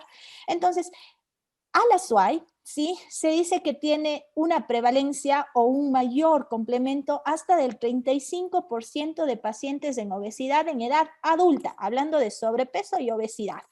Y que alrededor del 19% de la edad infantil ya se encuentran con un diagnóstico de sobrepeso. Esto tomado de esta parte de esta tesis, porque como tal, Ecuador realmente no tiene datos estadísticos. Duele saberlo, duele, pero es importante saber, porque si sé cuál es el problema, pues ya sé en dónde puedo trabajar.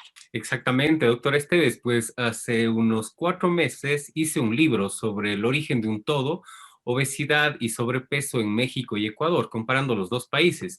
México tenía el 4K del 2018 y también tiene estadísticas ya incluso del 2019 de sobrepeso y obesidad, y Ecuador en realidad no había de dónde poder agarrar los datos para poder hacer esta obra, ¿no? Pero antes de Ecuador sufríamos el terrible problema en los niños de menos de 5 años de la malnutrición. Nosotros como país teníamos pacientes desnutridos menos de 5 años, pero desde hace unos años atrás empieza esto a conjuntarse con el sobrepeso y la obesidad infantil.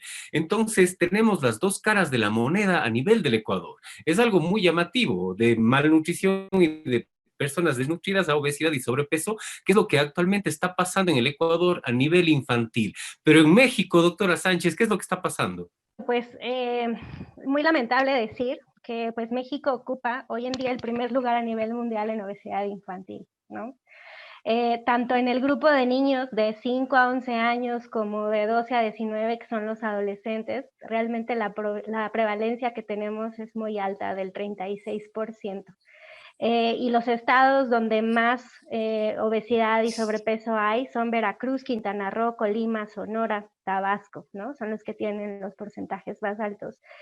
Realmente, pues es muy difícil pensar cómo es la sociedad mexicana, los aspectos sociales, los aspectos culturales que existen en nuestro país, pues nos tienden siempre a una alimentación pues hipercalórica, ¿no? Es una alimentación en general rica en productos derivados de maíz, ¿no? La dieta de las tamales, tacos, tortillas, ¿no? El atole, y lamentablemente pues la cuestión sociocultural de nuestro país casi toda pues está envuelta en ese tipo de alimentación, ¿no? Es algo muy familiar. La cultura mexicana, como todos saben, pues es de comer, ¿no? Nos encanta la comida, nuestra gastronomía es súper vasta. Para nosotros un gran festejo, una gran fiesta siempre implica comida, ¿no? Y cambiar ese paradigma, esa situación, pues es realmente difícil. La cuestión cultural yo creo que es lo que pues más nos ha llevado a esto, ¿no? Y también, por supuesto, como ya mencionaba Ana, ¿no? Hay mayor disponibilidad a bajo costo de estos alimentos procesados, además pues muchos alimentos con altas cantidades de grasa, azúcares, sal, aumenta el consumo de comida rápida, comida preparada fuera de casa. Eso por el poco tiempo que hay para trasladarse a los lugares. México, el tráfico de la ciudad es una locura, si lo han vivido. Entonces eso nos lleva a comer lo primero que se nos ponga enfrente, ¿no? También en México, pues una importante exposición de publicidad, ¿no? De todos estos alimentos industrializados, de productos que facilitan una tarea cotidiana, ¿no? Y la comida que podemos preparar rápidamente, que disminuye el trabajo de las personas, pues estamos lamentablemente envueltos en esta situación, ¿no? También, no menos importante, más bien muy importante decir que México es el primer consumidor de refrescos en todo el mundo, ¿no? Entonces, pues sí, ¿no? Es lógico que estemos con esas estadísticas, ¿no? Lamentablemente, y creo que pues sí, es muy importante que en México se involucren las autoridades gubernamentales, los padres de familia, todas las instancias sanitarias para reforzar temas de nutrición, alimentación saludable desde educación primaria, ¿no? Entonces, pues bueno, esto implica un cambio de estilo de vida, ¿no? Que lamentablemente la cuestión sociocultural nos dificulta, pero que tenemos que ir haciendo poco a poco, y para eso estamos, para mejorar todos estos programas que permitan que la sociedad cambie un poquito, ¿no? Y son pasitos que tendremos que ir mejorando. Perfecto, poco a poco. doctora. También a sabiendas de que pues el nivel socioeconómico es muy demandante. La economía en México y la economía en Ecuador es completamente diferente. Muchas de las veces la gente en obesidad infantil y obesidad adulta planea qué comer al día siguiente, ¿no? Pues obviamente tu porción de carne, tu porción de ensalada y tu carbohidrato en el caso que amerite. Pero muchas de las veces nosotros programamos eso para el día siguiente, pero al día siguiente no tenemos un peso. Entonces, pues obviamente en México está la torta de tamal, que es un tamal, bien dicho en Ecuador, y envuelto en un pan.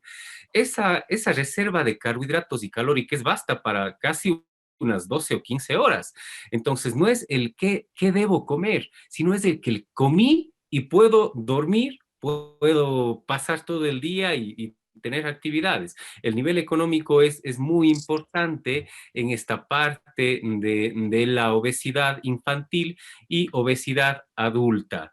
Doctora Terreros, ¿qué tratamientos existen para la obesidad en niños y cuáles son las indicaciones de cirugía bariátrica metabólica en niños y adolescentes? Quisiera que nos ayude con estos términos para que nuestro público en este programa tan importante sepa qué significa cada una de estas partes en los tratamientos. Ya, bueno, quería complementar un poco antes en cuanto a lo socioeconómico. Tanto en México como en Ecuador, pues yo creo que lo socioeconómico tiene mucho que ver.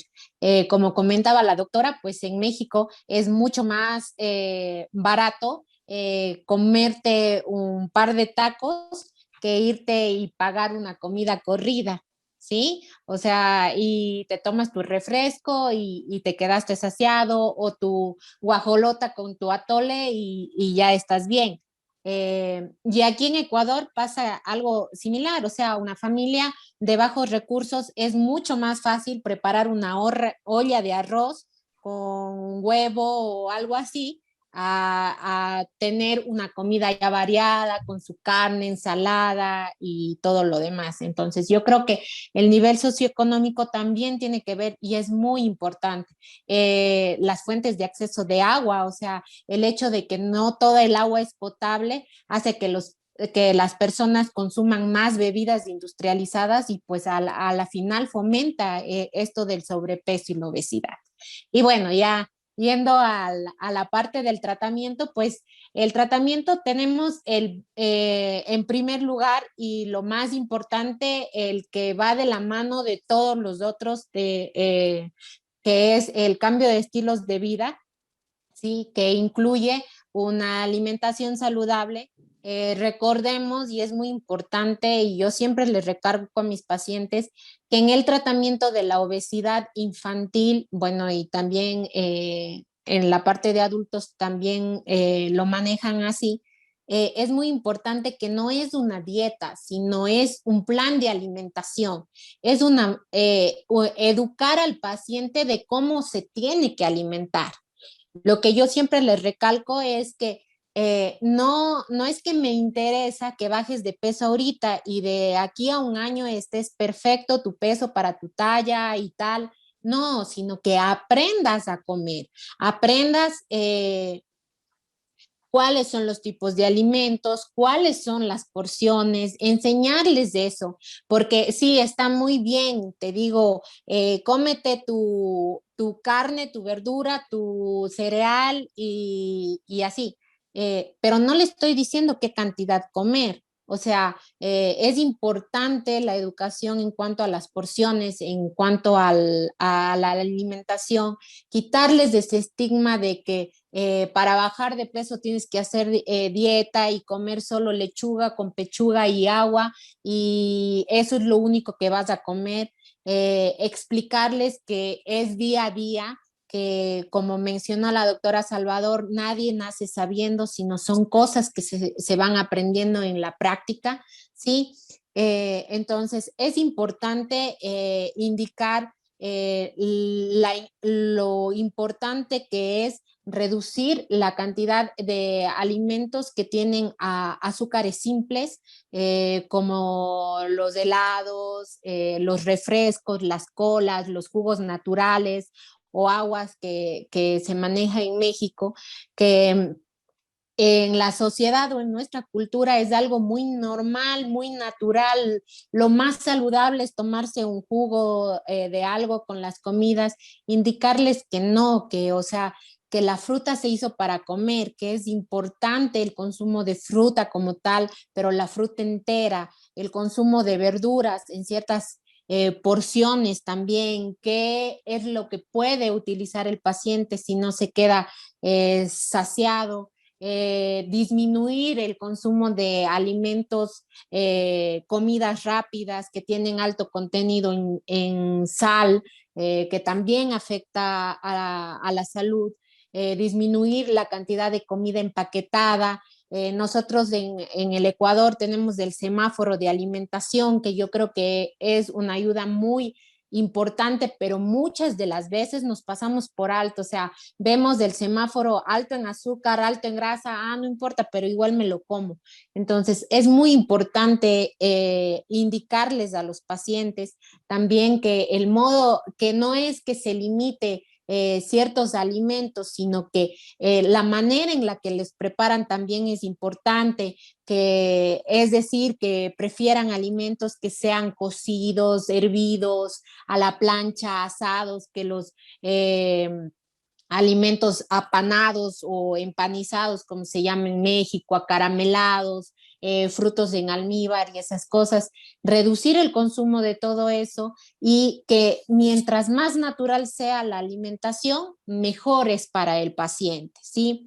Dentro de estos cambios del estilo de vida está la actividad física, indicarles a los pacientes que pues la actividad física es progresiva, que no dice es que me canso mucho, por eso no hago actividad física, indicarles cómo progresivamente hacer actividad física, limitar que las horas de pantalla no académicas sean entre 1 y 2 horas, yo creo que también es importante, enseñarles a los papás que las actividades en familia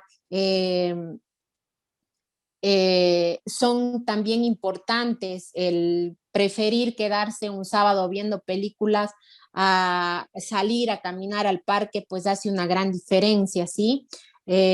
También dentro de estos estilos de vida están los hábitos del sueño, como ya lo había mencionado, y una vez que hemos establecido estas medidas, también tenemos el tratamiento farmacológico, que pues en la edad pediátrica no es tan amplio, ¿sí? El Orlistat es el único medicamento que está indicado en la edad pediátrica, en niños de 12 a 16 años, y pues el tratamiento quirúrgico, que hablamos de la cirugía bariátrica, en la que dependiendo de la técnica, pues yo creo que es muy importante, pero este tratamiento, tanto el farmacológico como la cirugía bariátrica, tiene sus indicaciones. El farmacológico, pacientes que a pesar de cambiar sus hábitos tanto de alimentación, de actividad física, no han logrado estabilizar un peso o disminuir las comorbilidades que acompañan al sobrepeso. Y pues en la cirugía bariátrica es importante tener en cuenta que son candidatos a esta cirugía pacientes que ya hayan completado su desarrollo puberal, pacientes que ya hayan alcanzado su talla final, pacientes que a pesar del uso de tratamiento convencional no han logrado pérdida de peso ni mejoría de las comorbilidades, pacientes que tengan un índice de masa corporal más de 40 sin comorbilidades y más de 35 con comorbilidades ya moderadas o graves. Doctora Vilma Terreros, nos queda muy claro que tenemos 3 tipos de tratamiento para la obesidad: el tratamiento médico, cambios en el estilo de vida, el tratamiento farmacológico, que el único aprobado por Ecuador es el Orlistat, como usted nos dice, y el tratamiento quirúrgico, que es la cirugía bariátrica. Doctora Esteves, ¿qué hace usted referencia a la cirugía bariátrica infantil, la cirugía bariátrica pediátrica? ¿Qué significa esto? Y cuando es algo que la doctora Terreros habló, el desarrollo ponderal, a sabiendas que hay diferentes tipos de procedimientos bariátricos que no van a alterar esta mala absorción y obviamente alterar también el desarrollo completo de los niños. ¿Cómo usted podría explicar esta parte, doctora Esteves? A ver, bueno, muy bien. Yo creo que Vilma lo tocó la parte esta no farmacológica, no quirúrgica, y lo primero que tenemos cuando hablamos de cirugía bariátrica es un boom acá en el Ecuador, lo tengo que decir claramente, ¿sí? Hay un montón de profesionales de la salud que lo están haciendo, que la están enfatizando y bueno, respeto mucho siempre esta parte, pero creo que en la parte pediátrica la mayoría de las guías para cirugía de la obesidad, la vamos a hacer así para que digamos el sinónimo de cirugía bariátrica, la cirugía de la obesidad en los niños y adolescentes, cumplen los criterios del Instituto Nacional de Salud. Esto es importante saber que ya tenemos guías básicas dirigidas a cuándo vamos a tener que enviar o tener la probabilidad de decirle a un paciente, usted se va a beneficiar de este tipo de tratamiento. Primera cosa. Dentro de estas guías son muy puntuales cuando hablamos en la edad pediátrica y nos dicen que incluyen aquellos niños con índice de masa superior de 35 o de 45 con comorbilidades asociadas. Primera cosa, primera puntualización. Luego la doctora Vilma lo ha dicho claramente que para cumplir aquellos controles que tienen que tener comorbilidades de 3 a 4, esto todavía no lo tienen muy bien puesto las guías internacionales, solamente nos indican que si existe un índice de masa corporal más de 40 y con comorbilidades graves, y ahí sí catalogan las comorbilidades graves, que es dislipidemia, eso quiere decir alteración del perfil lipídico, hipertensión arterial, que tenga un aumento o una resistencia a la insulina, que tenga grados de depósito graso del hígado, que tengan reflujo reflujo gastroesofágico, que tengan enfermedad por reflujo, inclusive alteraciones osteomusculares, y ponen muy en claro desde hace 2 años, desde el 2018, el estrés psicosocial en índice de masa corporal 35 y en índice de masa corporal mayor a 40. Estas cositas hay que tenerlo súper claro cuando voy, porque claro, no es lo más habitual que hable en primera persona de que yo, la endocrinóloga pediatra, valorando a un paciente, dirija directamente hacia una cirugía bariátrica. ¿Por qué? Porque un candidato para paciente para la cirugía de la obesidad tiene que pasarme en un plan multidisciplinario que permita que la cirugía sea válida. Esto no es cuestión solamente de coger, realizarla y gracias, no es así, porque sí que se sabe que los pacientes mal educados, entre comillas, sí, esto sea mal orientados o mal abordados, tienen riesgo de rebote hasta del 45%. ¿De qué me sale si yo a un paciente solo lo cojo como criterios mayores o criterios menores, pero no le preparo para lo que se viene luego? Primera cosa. Cuando hablamos en cambio de técnica quirúrgica, se dice que en la edad pediátrica solamente se está más evidenciada o que tiene mejor pronóstico la gastrectomía vertical, que yo creo que esto lo vamos a dejar muy al lado porque no vale la pena que el paciente sepa, porque está en las manos del profesional que lo abordará saber qué técnica quirúrgica va a ser utilizada para el paciente pediátrico. Entonces, cuando hablamos de cirugía de la obesidad en pacientes pediátricos, no es solamente una indicación. Es una enseñanza de pasar en un equipo multidisciplinario. Y tenemos abordaje psicológico, abordaje de pautas de alimentación, eso quiere decir educación nutricional, ¿sí? Tenemos abordaje metabólico, que es el endocrinólogo, tenemos inclusive un abordaje a nivel de lo que es de la patología gastrointestinal asociada a problemas de la obesidad y obviamente tenemos que saber cuándo o a qué edad el niño puede estar pendiente o puede ser referido a una cirugía. La doctora Terreros lo ha dicho, que inclusive cuando hablamos de cirugía bariátrica, uno de los puntuales o los pilares es el entorno familiar y lo ponen, valoración del entorno familiar favorable.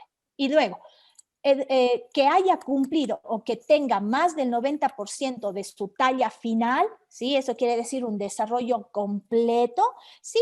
O que esto tiene que ser valorado inclusive con un carpograma, con una radiografía de la mano que nos permita ver la edad biológica real del paciente. Entonces, Cristian, cuando hablamos de esto, es bueno saber que tenemos guías ya instauradas, que esto no es descubrimiento del agua tibia, no, desde el 2018 lo está puesta, porque antes del 2018 cada quien hacía lo que le daba la gana, y por decirlo así, ¿sí? Porque hemos tenido pacientes que han llegado al consultorio con balón gástrico, 12 años con balón gástrico, y uno dice, uy, ¿qué pasó aquí? ¿Sí? Entonces, el tener esto y las indicaciones de cirugía de la obesidad en los niños y los adolescentes tienen que ser guiados por un equipo multidisciplinario. Y esto hay que tenerlo súper claro, ¿sí? Y cumplir únicamente los criterios que ya están establecidos. No es más. Entonces, esto es lo que podría decir con relación a la cirugía bariátrica o cirugía de la obesidad en los niños y en los adolescentes. Doctor Esteves, muy buena su intervención. Me gustó mucho esta parte. En Ecuador hay el boom, ¿no? Estamos muy de acuerdo que es el boom de la cirugía bariátrica metabólica, pero ese boom es mal llevado porque muchos cirujanos generales hábiles practican este tipo de cirugías, pero no saben, no tienen una formación adecuada en academia, en universidad, en una formación apta para poder tener un equipo multidisciplinario, que es el factor número 1 para mantener el peso bajo, el peso normal, durante 2, 5, 10 años, y si es posible toda la vida, con el acompañamiento del psicólogo, nutriólogo y deportólogo, que son el brazo derecho de un cirujano bariatra. Esa es la única forma de llevar al éxito al paciente. Ahora, muchas personas en Ecuador piensan que, doctor, quiero una cirugía bariátrica, ¿cuánto cuesta un bypass?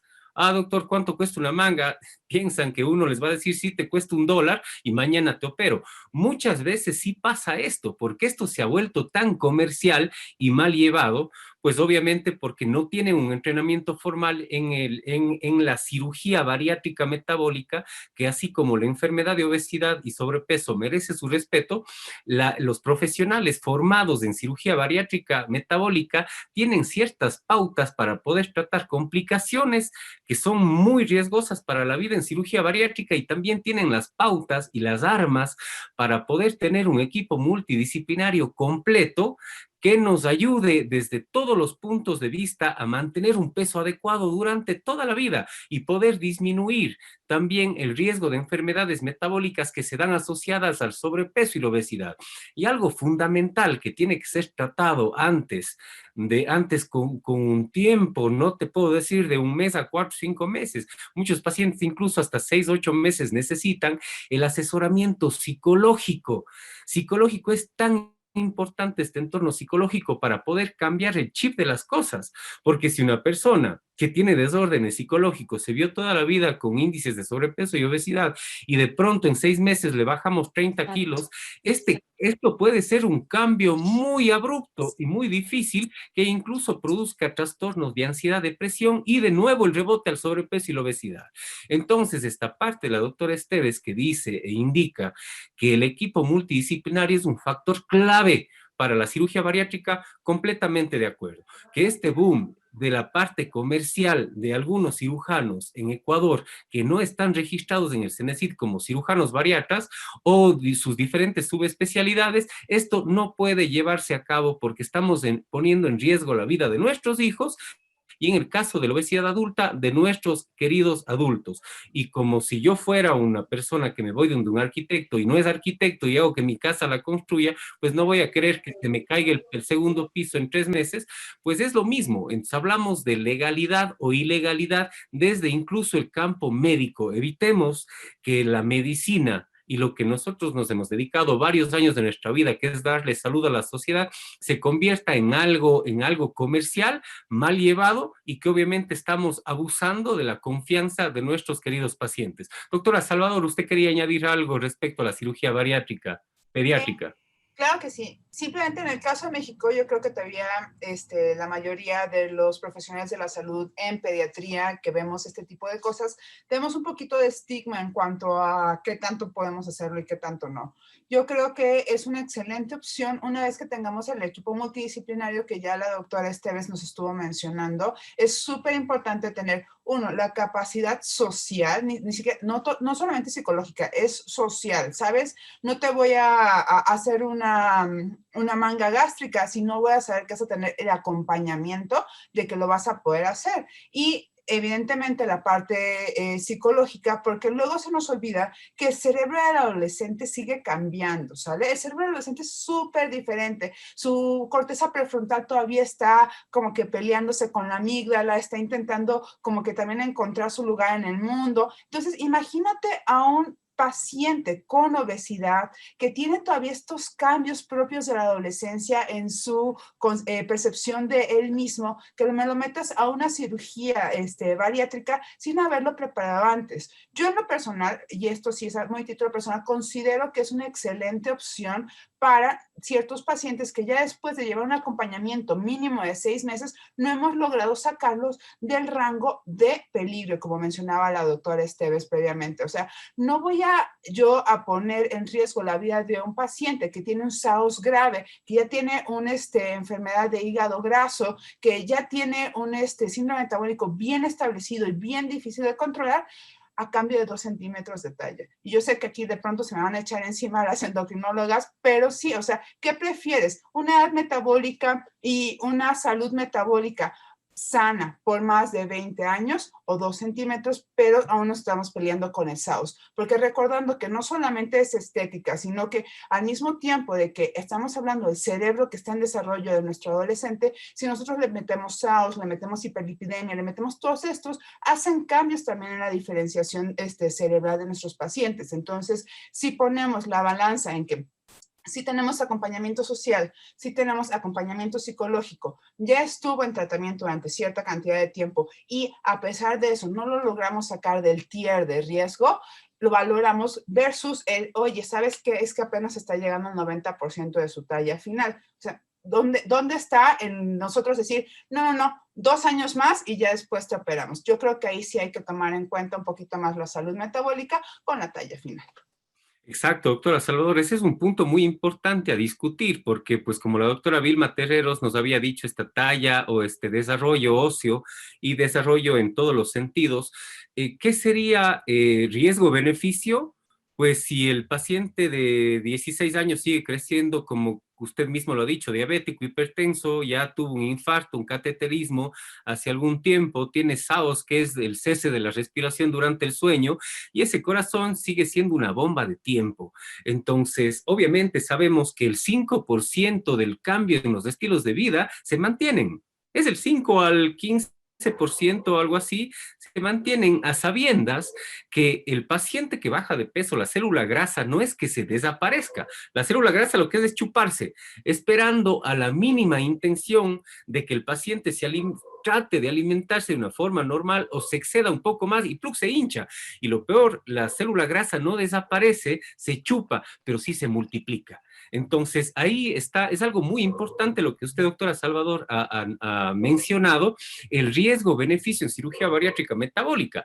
Si el paciente con diabetes, hipertensión, infartos previos, cateterismo, que tenemos muchos casos, tiene una edad de 14 años y está en desarrollo, y yo quiero llevarle a un equipo multidisciplinario apto, un equipo multidisciplinario de cirugía bariátrica apto y tratando de tener un equipo con los mejores especialistas, subespecializados, porque la medicina ha cambiado muchísimo, y yo le propongo a este paciente que en 3, 4 meses podemos intentar bajar 30, 40 kilos. Estos 30, 40 kilos va a desaparecer las enfermedades y la inflamación crónica que tiene este paciente, y obviamente su desarrollo va a mejorar y todo su estado metabólico, cardiovascular, pulmonar, absolutamente todo va a mejorar. Entonces, para mí, desde mi punto de vista, como cirujano bariatra y que he tenido muchos estudios en sobrepeso y obesidad, este punto es muy discutible. Riesgo-beneficio y un equipo multidisciplinario muy digno, muy adecuado, y siempre hablando con la verdad, siempre en beneficio de los pacientes. Creo que el programa ha terminado, pero tenemos varias preguntas que, por favor, aprovechando estas ponentes muy maravillosas el día de hoy, pues las vamos a responder. No sé quién quiera ser primero. ¿Un niño obeso podrá seguir siendo obeso cuando sea adulto? Esa es una pregunta que nos hacen desde el público. ¿Quién quisiera responder? A ver, yo creo que lo habíamos dicho, ¿no? Que cuando hablamos de la parte de obesidad, siempre hay mayor riesgo de que un paciente pediátrico llegue a un adulto obeso. Sí, lo habíamos dicho. Si la obesidad va entre los 3 y los 6 años, el 25% de este niño tiene riesgos de obesidad en el adulto. Si tengo sobrepeso o obesidad entre los 6 y los 10 años, tengo el 50% de probabilidad de llegar a ser obeso. Y claro, si la obesidad o el sobrepeso lo llevo en la adolescencia, tengo hasta el 80% de mantenerme obeso en edad. Perfecto, doctora Esteves, muchísimas gracias. Otra pregunta que está muy repetida es, ¿le puedo dar a mi hijo metformina para que reduzca el apetito? ¿Qué dosis? ¿Qué es esto de la metformina, doctoras? Bueno, hay que recordar también, bueno, la metformina, hay unos artículos bien bonitos que me ponen metformina, la aspirina del siglo XXI, ¿verdad? Hay muchísimos estudios sobre la seguridad de la metformina administrado en los niños. Hay estudios hasta de qué tan seguro puede ser la metformina en niños hasta de 5 años. En México ya tenemos hasta la presentación de metformina líquida. Entonces, hay varias escuelas en las que dicen si hay que dar metformina, no hay que dar metformina. Recuerdo que la metformina, si bien nos ayuda un poquito a regular el apetito, no es para disminuir el hambre, ¿sale? La metformina tiene muchísimos componentes, no es un hipoglucemiante, es un isoglucemiante, hay que recordar eso. También hay que recordar que no solamente es lo que hace la metformina, sino la metformina nos ayuda a cambios en la microbiota intestinal, que la doctora Netzi nos había comentado al principio del programa, que una disbiosis nos puede predisponer un poco más a tener obesidad en un niño o en un adulto, y la metformina también nos ayuda haciendo que crezcan diferentes cepas de diferentes microorganismos que producen una mayor mucosidad, que nos ayudan a la regulación de la ingesta o la absorción de carbohidratos. También la metformina se ha visto que nos ayuda a disminuir el riesgo o a disminuir el hígado graso en los pacientes pediátricos, y entonces la metformina no tiene que ser dada como que over the counter, tiene que estar dada con indicaciones precisas por un médico especialista en obesidad o un endocrinólogo, pero en México sí está permitido darle metformina a los niños menores de 18 años, y al final de cuentas todo medicamento tiene riesgo-beneficio. Yo sé que de pronto nosotros teníamos un poco de miedo con las biguanidas por el hecho de la acidosis láctica, por el problema renal, teniendo en cuenta que esos fueron otras biguanidas y que estos efectos secundarios nunca fueron reportados en la metformina como tal. Entonces, sí es una buena opción para el tratamiento de obesidad en un paciente, siempre y cuando sea evaluado por un médico y un especialista en obesidad o en endocrinología. Doctora Salvador, muy completa su intervención. Queridos amigos y amigas, les recuerdo, la doctora Catherine Esteves Abad trabaja en el Hospital San Juan de Dios en el consultorio 202. Su número de celular es el 6343523 en Cuenca, Ecuador. La doctora Ana Lourdes Salvador Adriano en Ciudad de México, en el Hospital Coyoacán, consultorio 320. Su número celular es el 55-1953-9215. La doctora Vilma Patricia Terreros Barros, de Cuenca, Ecuador, labora en la Corporación Médica Monte Sinaí, en la Torre 2, en el consultorio 409. Su número de celular es el 099-3031-145. La doctora Elvia Netzi Sánchez Santa Cruz, en el Hospital de Ciudad de México, en el Hospital Ángeles Querétaro, consultorio 15, y en el Hospital Infantil Privado, en el consultorio 408. Su número de celular es el 5585-426070. Queridos amigos y amigas, ha sido ya casi 1 hora y media o más que hemos tenido este programa con estas grandes invitadas. Vamos a resolver el resto de las preguntas que ustedes tengan vía interno con nuestros especialistas. La obesidad mórbida en la adolescencia está asociada a importantes comorbilidades y a una menor esperanza de vida. El manejo de la obesidad infantil sigue siendo un desafío. Las modificaciones del estilo de vida, la dieta y el ejercicio desempeñan un papel en la prevención de la obesidad del adulto y el tratamiento de la obesidad infantil cuando lo es posible. La cirugía bariátrica metabólica posiblemente sea la mejor opción para muchos niños y adolescentes que sufren de obesidad severa con comorbilidades. Debemos luchar contra las opiniones sesgadas de la opinión pública y de otros médicos para asegurarnos de que nuestros niños y adolescentes que sufren obesidad reciban un tratamiento adecuado. Es necesaria una discusión completa sobre cada operación, sopesar los riesgos y beneficios de cada una y medir la comprensión del niño o adolescente antes de cualquier intervención que nosotros dispongamos. Estimados amigos y amigas, agradezco nuevamente su tiempo a los ponentes y los radioescuchas. Esperamos que la información brindada se comparta y genere un impacto de conciencia en todos los sectores. Los gobiernos, los servicios de salud públicos y los seguros privados no se dan cuenta que la obesidad es el origen de la mayoría de enfermedades severas de la población y sus complicaciones o sus tratamientos diarios superan los costos hasta 25 veces a un protocolo para cirugía bariátrica metabólica o cirugía para la pérdida de peso y sus enfermedades. Además, es necesaria una adecuada selección de profesionales certificados, reconocidos por el CENESID en Ecuador y por los colegios mexicanos de acuerdo a cada especialidad en México. Esto evitará en gran medida complicaciones en todos los escenarios posibles. Queridos amigos y amigas, de aquí nos vemos en 15 días. Agradecemos nuestro auspiciante, el doctor Rodrigo López, en Veterinaria a Domicilio. Repito, la doctora Catherine Esteves Abad labora en el Hospital San Juan de Dios, en el consultorio 202, la doctora Lourdes Salvador en el Hospital de Coyoacán, en el consultorio 320, la doctora Terreros en la Corporación Médica en la Torre 2, consultorio 409, y la doctora Sánchez en el Hospital Ángeles Querétaro, consultorio 15, y en el Hospital Infantil Privado, consultorio 408. Damos paso a nuestro auspiciante. Muchísimas gracias y hasta pronto.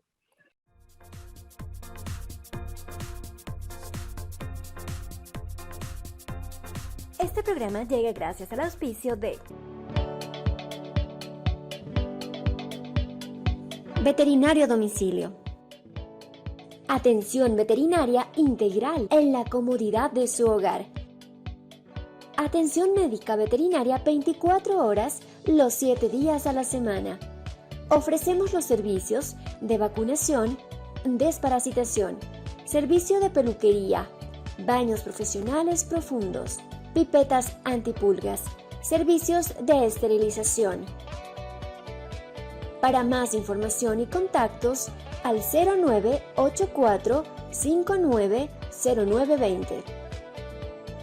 El Dr. Rodrigo López Cabrera, un veterinario sólidamente confiable. Veterinario a Domicilio.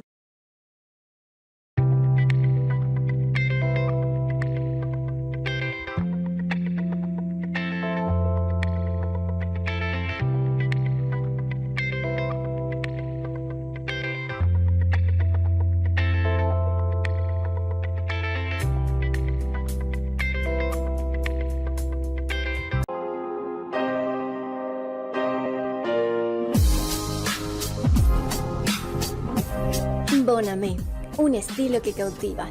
Línea de ropa, zapatos, sombreros de paja toquilla, bolsos y accesorios.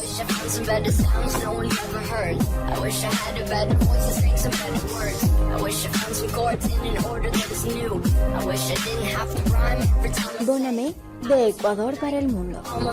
Rocket Queen, tu solución tecnológica. Páginas web, redes sociales, transmisiones de tus eventos. Todo para tu computador y tu sistema. Crea TV, productora audiovisual, fotografía profesional, videos comerciales e institucionales, producciones y más. Código Atelier. Creamos identidad corporativa. Diseños fashionistas con alta calidad en manufactura, con textiles certificados. Código Atelier, uniformes y publicidad para tu empresa. Veterinario a domicilio. Atención veterinaria integral en la comodidad de su hogar. Atención médica veterinaria 24 horas, los 7 días a la semana. Ofrecemos los servicios de vacunación, desparasitación, servicio de peluquería, baños profesionales profundos, pipetas antipulgas, servicios de esterilización. Para más información y contactos, al 0984 590920. El Dr. Rodrigo López Cabrera, un veterinario sólidamente confiable. Veterinario a domicilio.